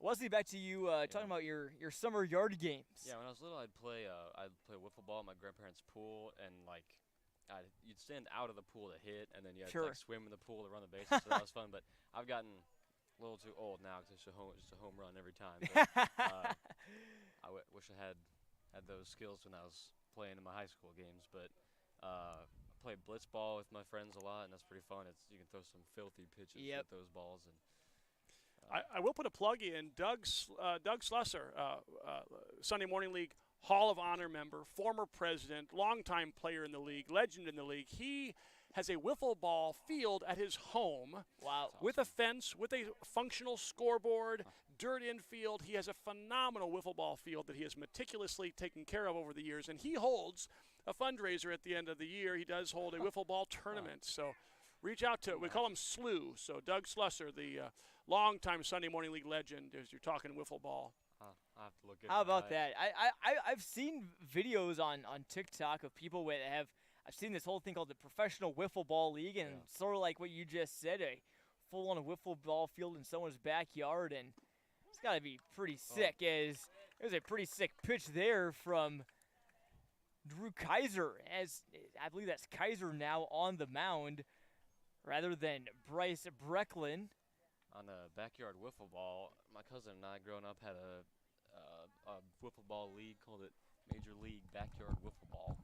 Just a two-team league. It was just me and him. But that's outstanding. We called it the league, and had like sleds that he would tape like papers and write ESPN on them, and make like a wall out in the outfield. And he got very creative with it, and it was always fun, even if it was a two-man league. And that's what we need. It's the sandlot ball. Yeah. It's the yard ball. It's those aspects of this game. Kids young and old, boys and girls, all truly, this is how you get your start in the game. It's America's pastime for a reason, and there's so many formats, whether it's tennis ball games that we used to play in the field, we called it when I was growing up. We played tennis ball, baseball, wiffle ball. You could do the hard ball. So many formats. But Abner Doubleday and Alexander Cartwright would certainly be proud of the level of play that this game has provided over the years. Yeah, there's a lot of work that goes into being great at baseball, and if you're going to put in that work, first you got to find the love for the game to even have the desire to do that. So it's, if you want your kid to be great at baseball, I think the first step is making them love it. Yeah. Get them outside. Get some exercise. You know, we live in the digital world. We've got screens in front of our face all the time. Let's get these kids outside playing ball, running around. It's good for their body, good for their mind, good for the sport. That was a strikeout there. We've got 2 outs in the inning, and up comes Brad Meyer, the league veteran who crushed a line drive up the middle. He gunner smashed it up the middle his last time up. Let's see if he can mount a 2-out rally here for the Mariners. They could use it. They're down 4. Can Brad put a charge into this one and make a dent in this lead? Meyer, the cleanup batter today. Bats with 2 outs, so big swing there. Meyer goes down to a knee. He really wanted to put something behind that one. Looked like he was hitting dead red there first pitch and got a breaking ball and just swung out of his shoes. Let's see if he can connect here. And second pitch of the at-bat from Drew Kaiser, who again threw multiple no-hitters for Brimfield Elmwood this past season. And retires Bryce Brecklin, who finishes with 4 innings on the day and 5 strikeouts. Just 1 walk. So he is in line for the win as it stands right now. And both Brecklin and Kaiser have not been messing around when company has been at first base.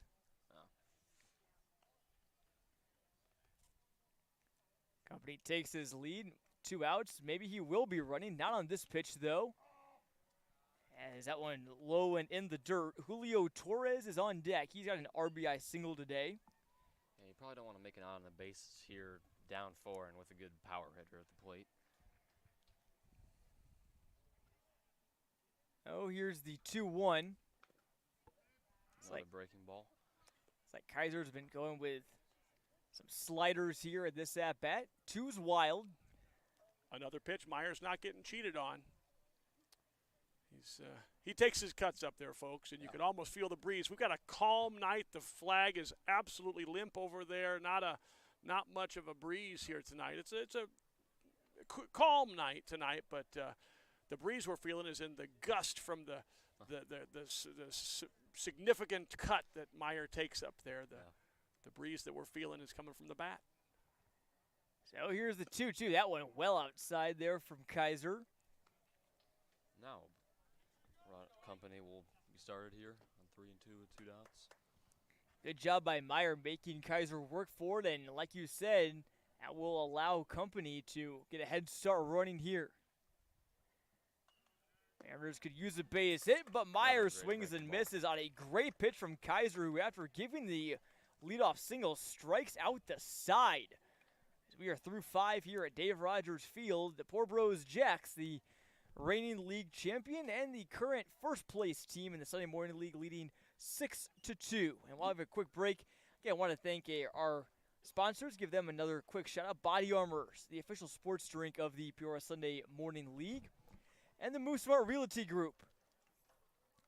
For all your real estate needs, give them a visit online or call them. And also Poor Bros Tap Room, full of craft brews up in Peoria Heights. I want to thank them and all of our other sponsors for the Sunday Morning League, including our other team sponsors, which include Firehouse Pizza, Brienzo's, Tin Lizard Bar and Grill, Cruisin's, Miller Lite / Baumgarten Distributing, and Cole's Diamond Gallery.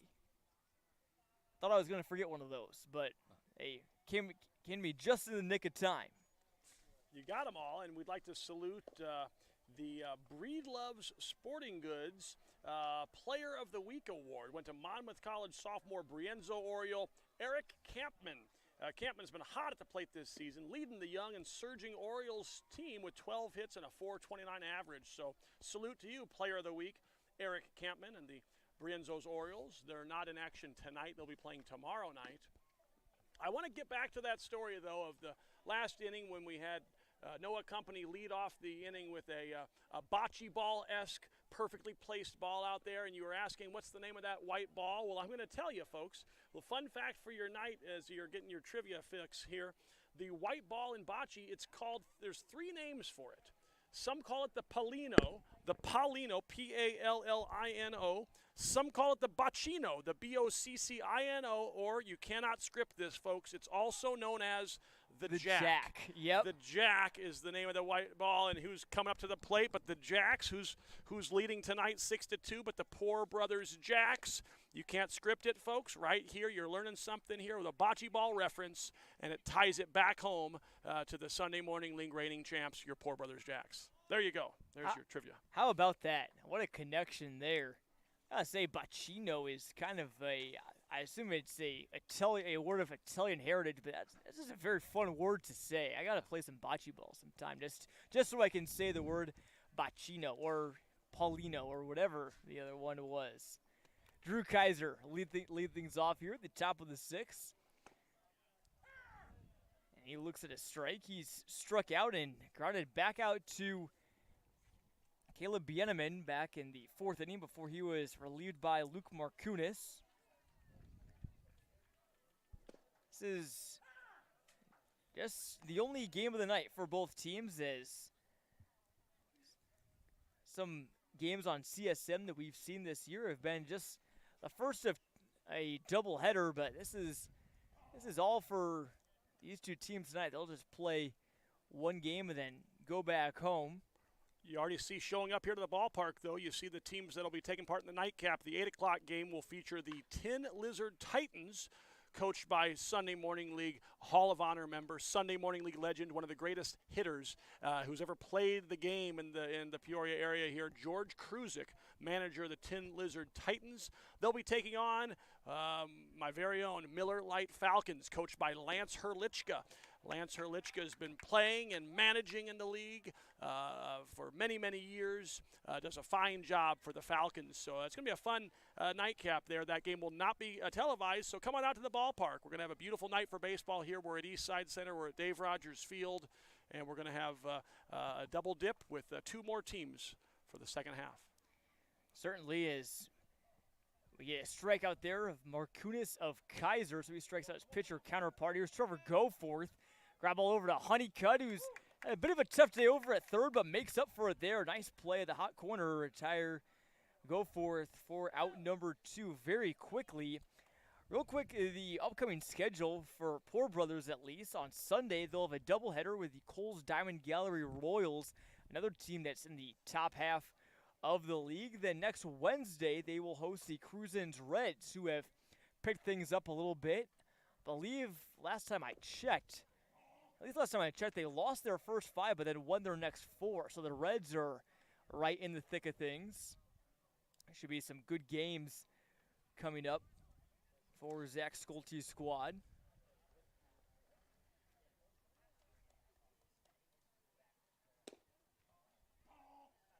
As Brady Brecklin, who's had a heck of a game, I'd say he is in line early for MVP honors, a double, a triple, an RBI, and was hit by a pitch. I'd say Brecklin has the green light here with 2 outs and nobody on. He gets a pitch he likes. Yeah, 3-0, so leading 6-2, nobody on, why not? See what Markunis deals to him. Strike on the inside there. 3-0 front door breaking ball is not what you're looking for there. Nice pitch. Markunis did get away with it, so now we'll see if the light turns green for Brecklin. Swings at it, grounder over to short. It's company. Fires over to Brad Meyer, and a very harmless, as a tortoise, third inning. There from Luke Markunis, the now famous turtle owner. We need to find out his turtle's name, though, and maybe his turtle can, set off a search party to help get his cousin Henry back back for us. I do want to put a couple plugs in, folks, while you're watching tonight's game and enjoying baseball here. In the month of July, the Sunday Morning League has some real fun, exciting events coming up, and I want to start by saluting our Dozer Series.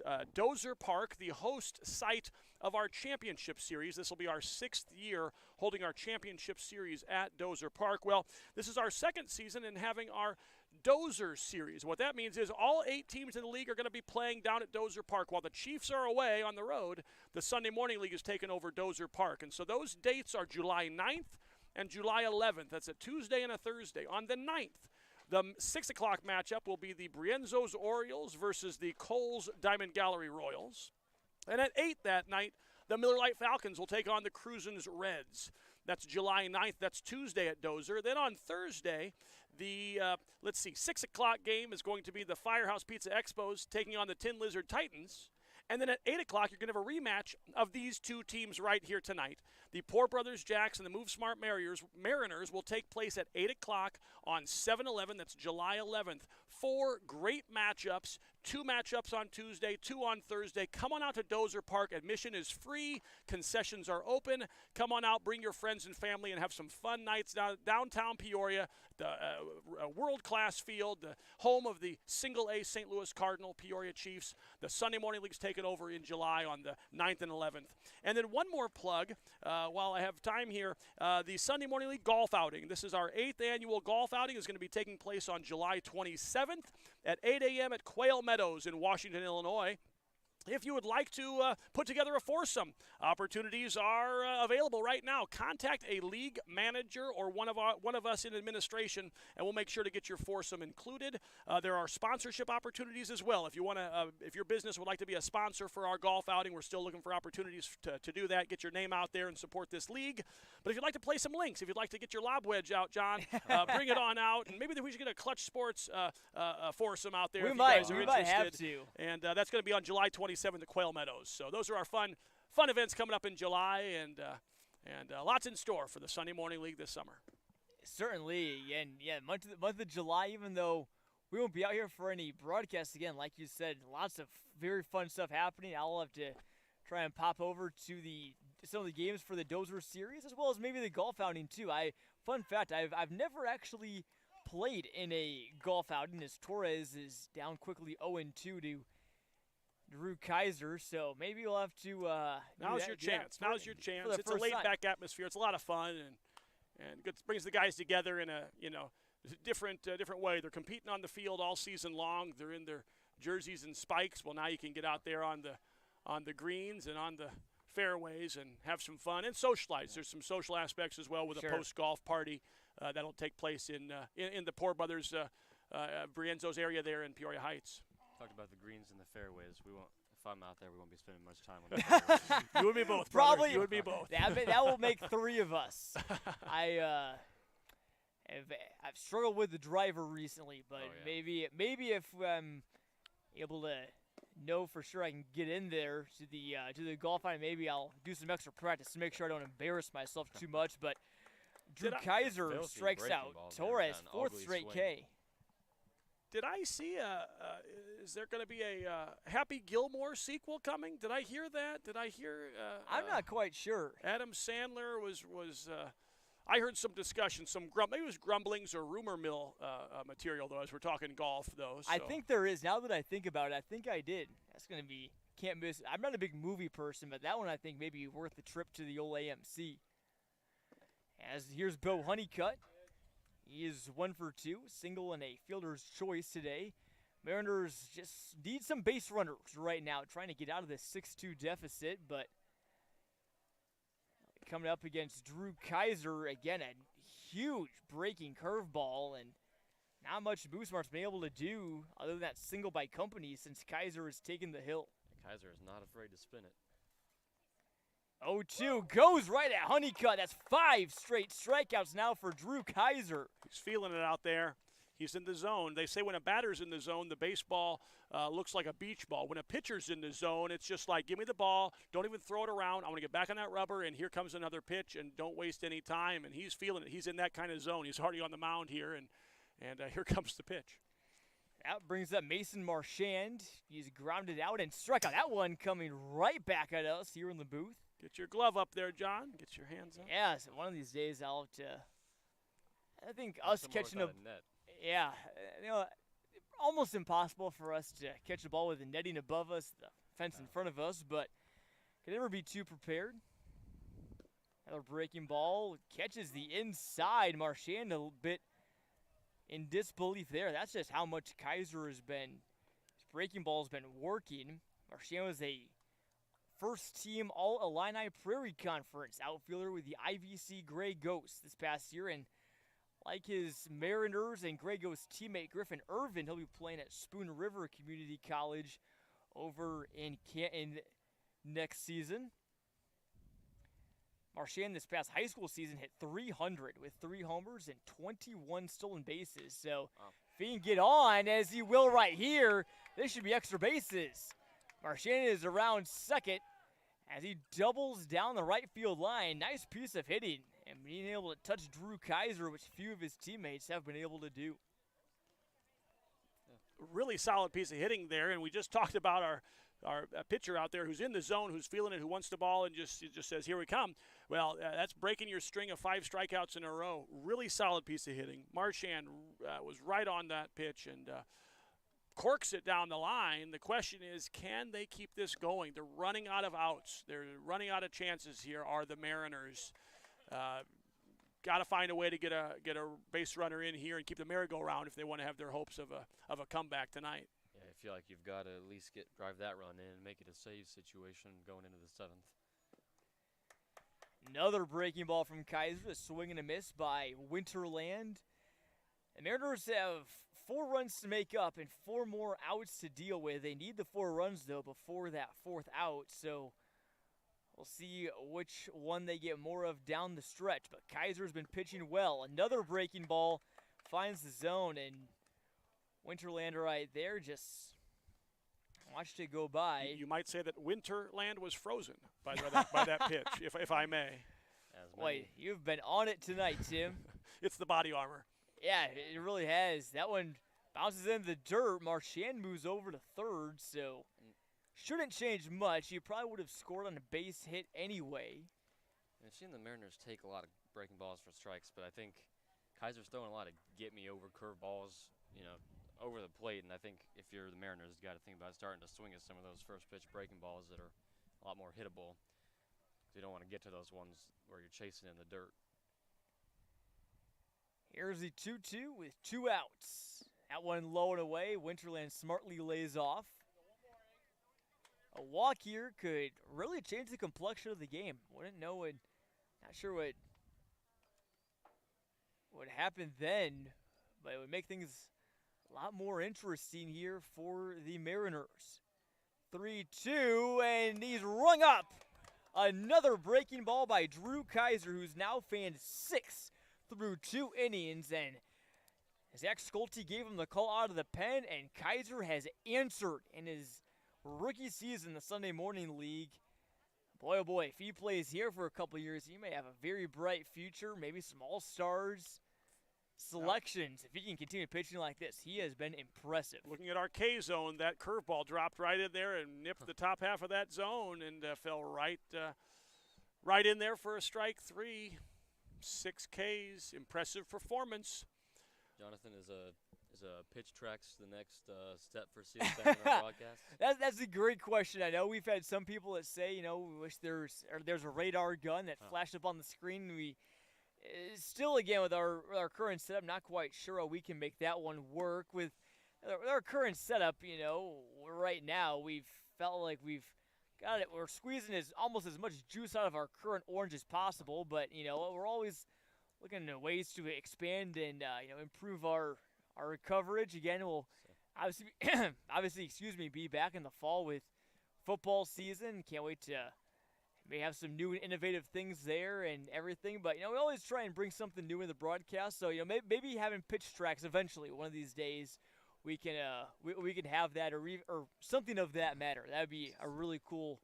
Clutch Sports has done a great job. You're a year-round venture. You cover football in the fall. You cover basketball. You'll cover spring sports. You'll cover baseball in the spring. We're thrilled to have you doing the summer games here. But don't forget that Clutch does have a online portal there with your articles and stories, and content. You can be a subscriber to really get the top-level insight and insider info.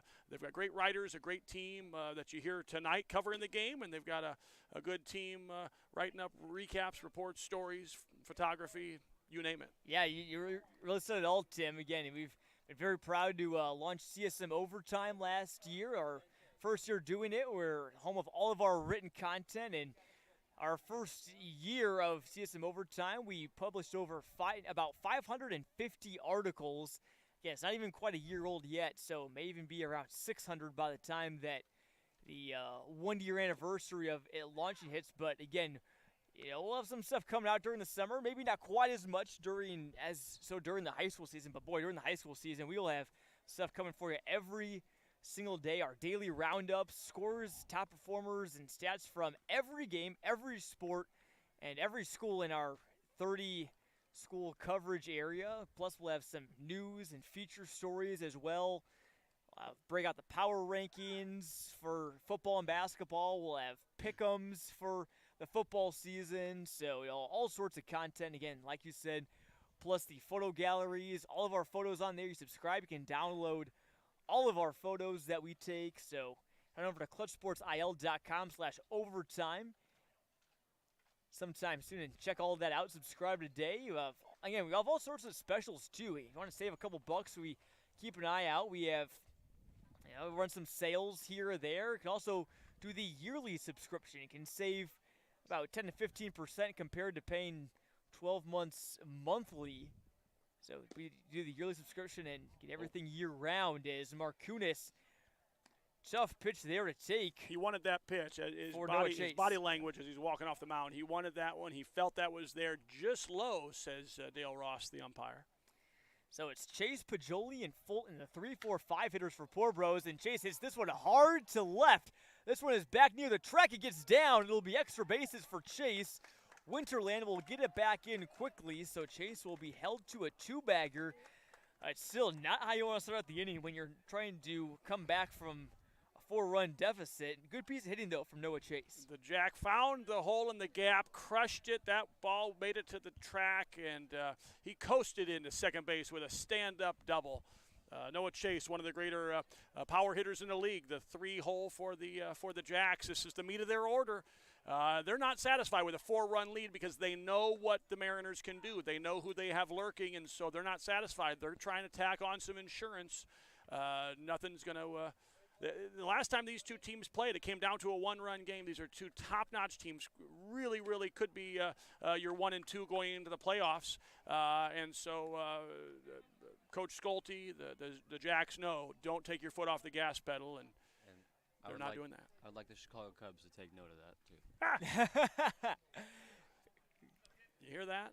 Good point there. Love to relay the message up to their organization. Pajoli strikes out, looking fine. Pitch from Markunis to strike out the Jacks cleanup batter. So there's 1 down, still 2 more to go as they try and strand Chase up at second. And you mentioned it, wanting to keep adding in this league. It's overall, in the grand scheme of things, 21 games, maybe some would feel like a lot. Sometimes it doesn't feel like not much. So every game counts, especially when these top 2 teams probably only going to be separated by 2-3 games at the most.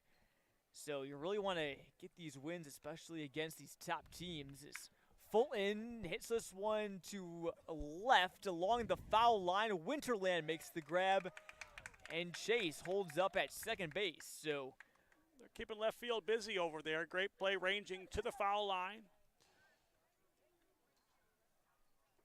Just got under that one because that one could have been a 2-run home run if he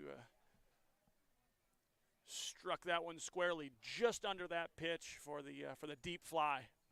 Now his teammates are going to have to let him know he has warning track power. They're letting him know. So I'll bring up Kyle Bender. He's 1 for 3 today with an RBI. Fun fact, the 2, 3, 4, 5, and 6 place batters for the Jacks all have 1 RBI today. The other run came, I believe, on that pass ball earlier, or wild pitch. The runner is going. My. Bender is in some pain. Garcia came up firing, and he didn't get out of the way. Hopefully Bender is okay. Got him squarely in the helmet there on the throw attempt to third.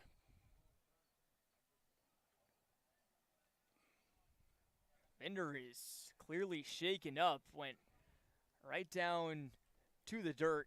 I mean, that's what you're taught to do there. I mean, you don't want to move and end up getting in the catcher's way and get called for interference. He just stood still. But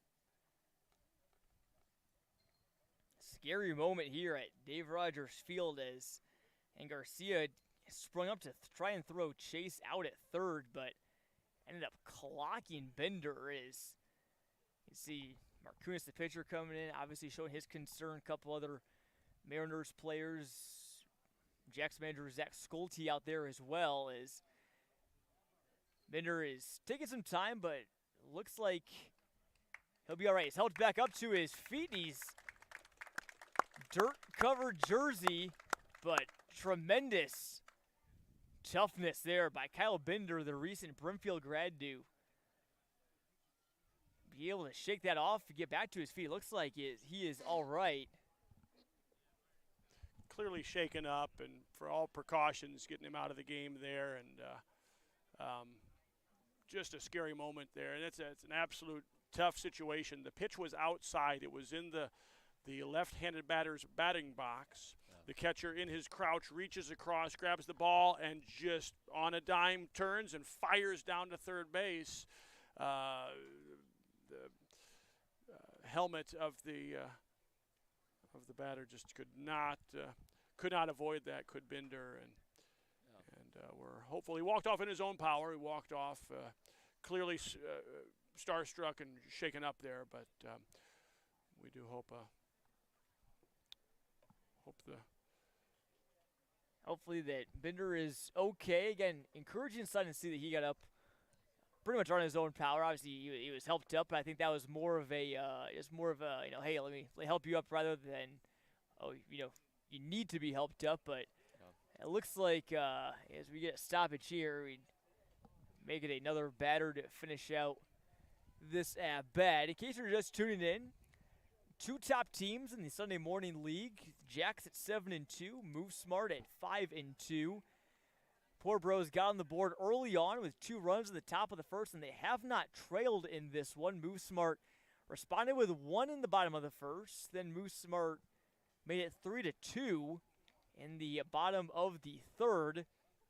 And then the Jacks got 3 runs in the top of the fifth with an RBI ground up by Noah Chase, another RBI ground up by Evan Pajoli, and a RBI single by Bender, who was just part of that scary play there.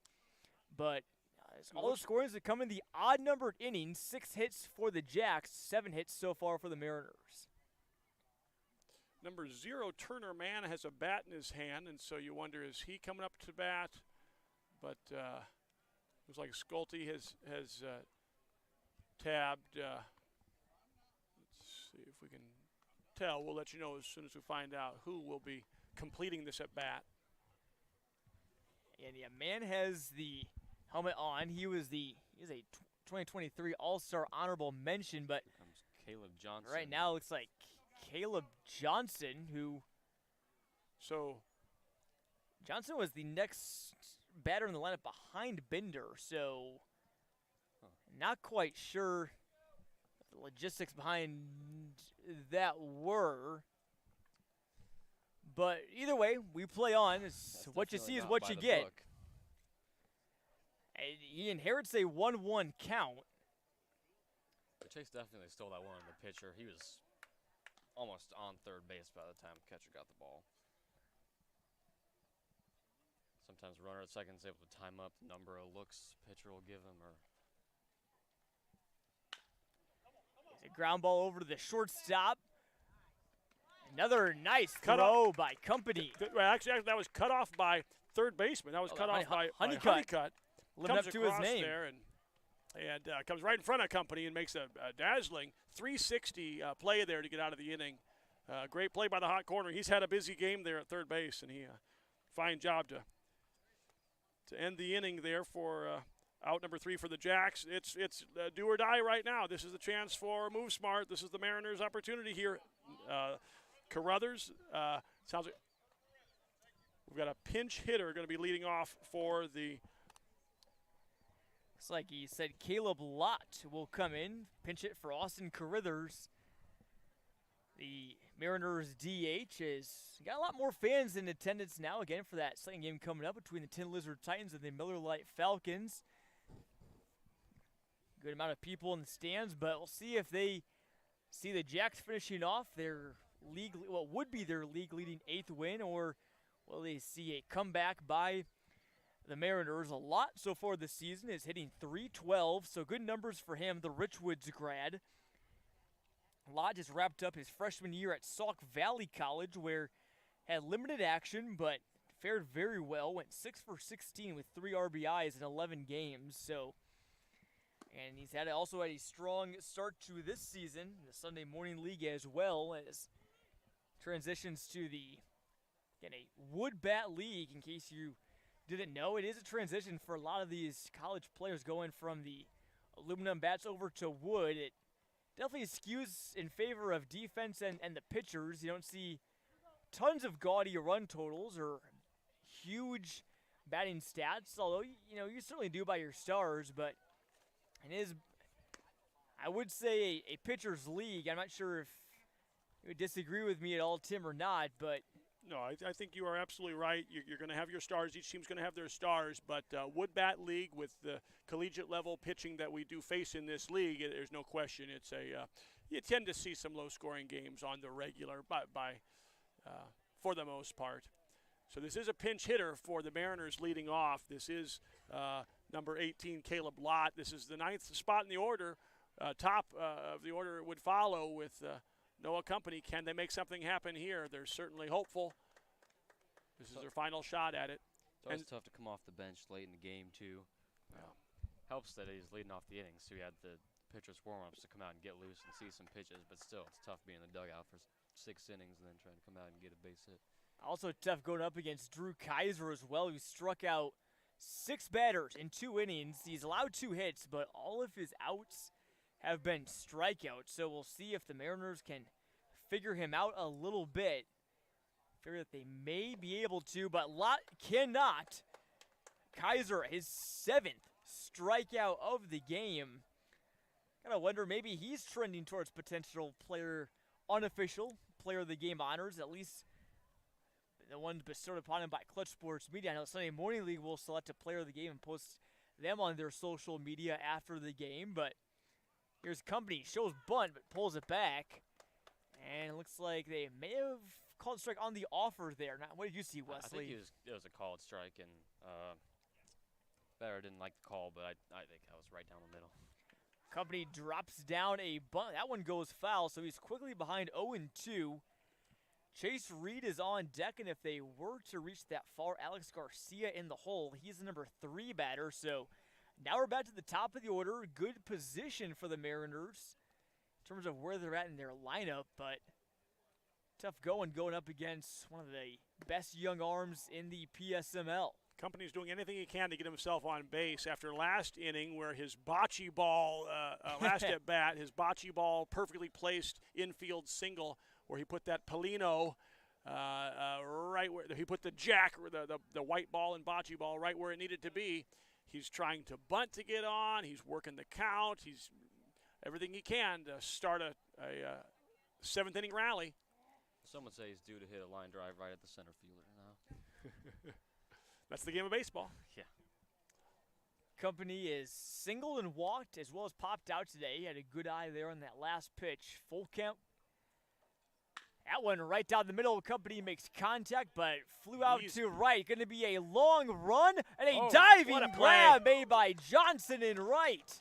What a play. play. With the sun right in his eyes, but able to corral it. This is the time of day where that sun is right in the eyes of the first baseman and the right fielder, and didn't phase him, though. Deep in the gap, Company crushed it, really got all of that.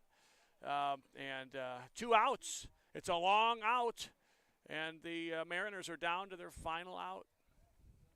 It'll be Chase Reed, their second baseman today. First pitch swinging, and is fouled out of play. How about the effort from Aiden Fulton? Where it opens up by the bullpen over there. He went full extension, face first onto the turf, and came up short by a little bit, but these slid guys a bit on that grass too. I figure it's still probably pretty wet out there, at least in those far corners. These guys know they're.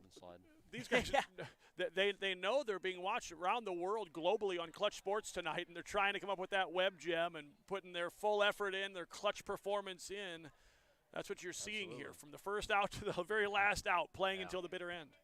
Well, Reed got grazed by the pitch there, so that'll keep things interesting for the moment. We'll get a pinch runner for Movesmart. It looks like that is number 28. I don't have a 28 on the roster. That could be Ethan Patterson, potentially, who didn't have a number listed on the Game Changer roster, but either way, no matter who it is, Mariners will try and bring him in. With Alex Garcia, Mariners catcher, who's 1 for 3, has singled, and that single was sandwiched by 2 strikeouts. That one low and middle, evens the count up at 1. Garcia's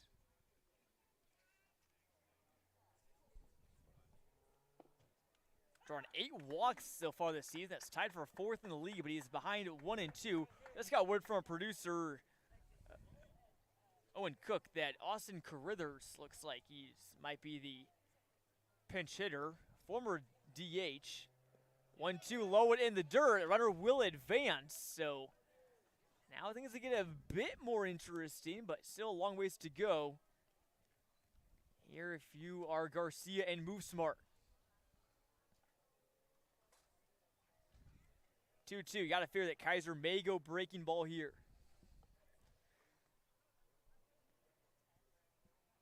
Here it comes. That one low in the dirt. That one is also behind Bender. We've actually got manager Schulte here taking the place of Bender, who was injured on that scary play last inning, and manager Schulte is getting a workout here with some wild throws here from the pitcher. We've got a runner on third base now, full count and 2 outs.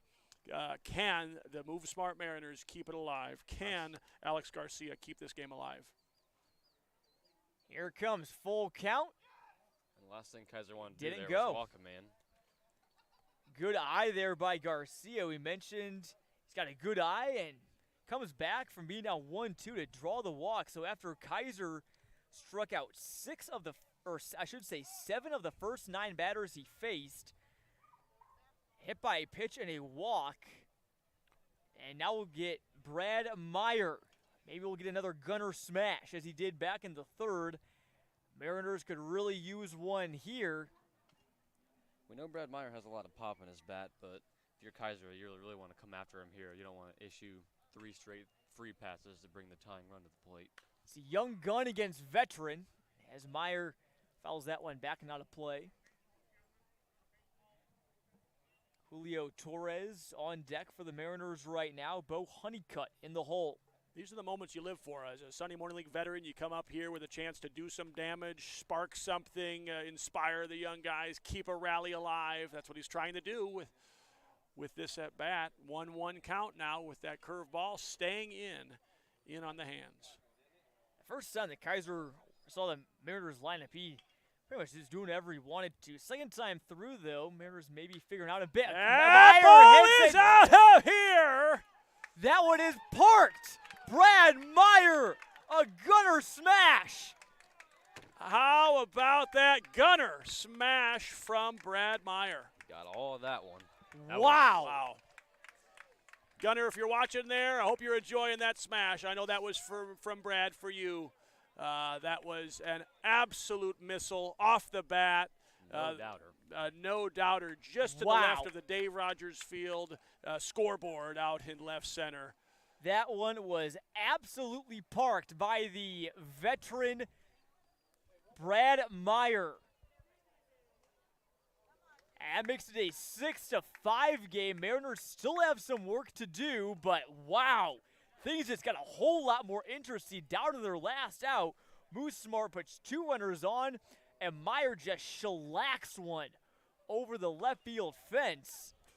And we got a very close ball game now, and everyone here in attendance just sat back and watched as he gave it a ride.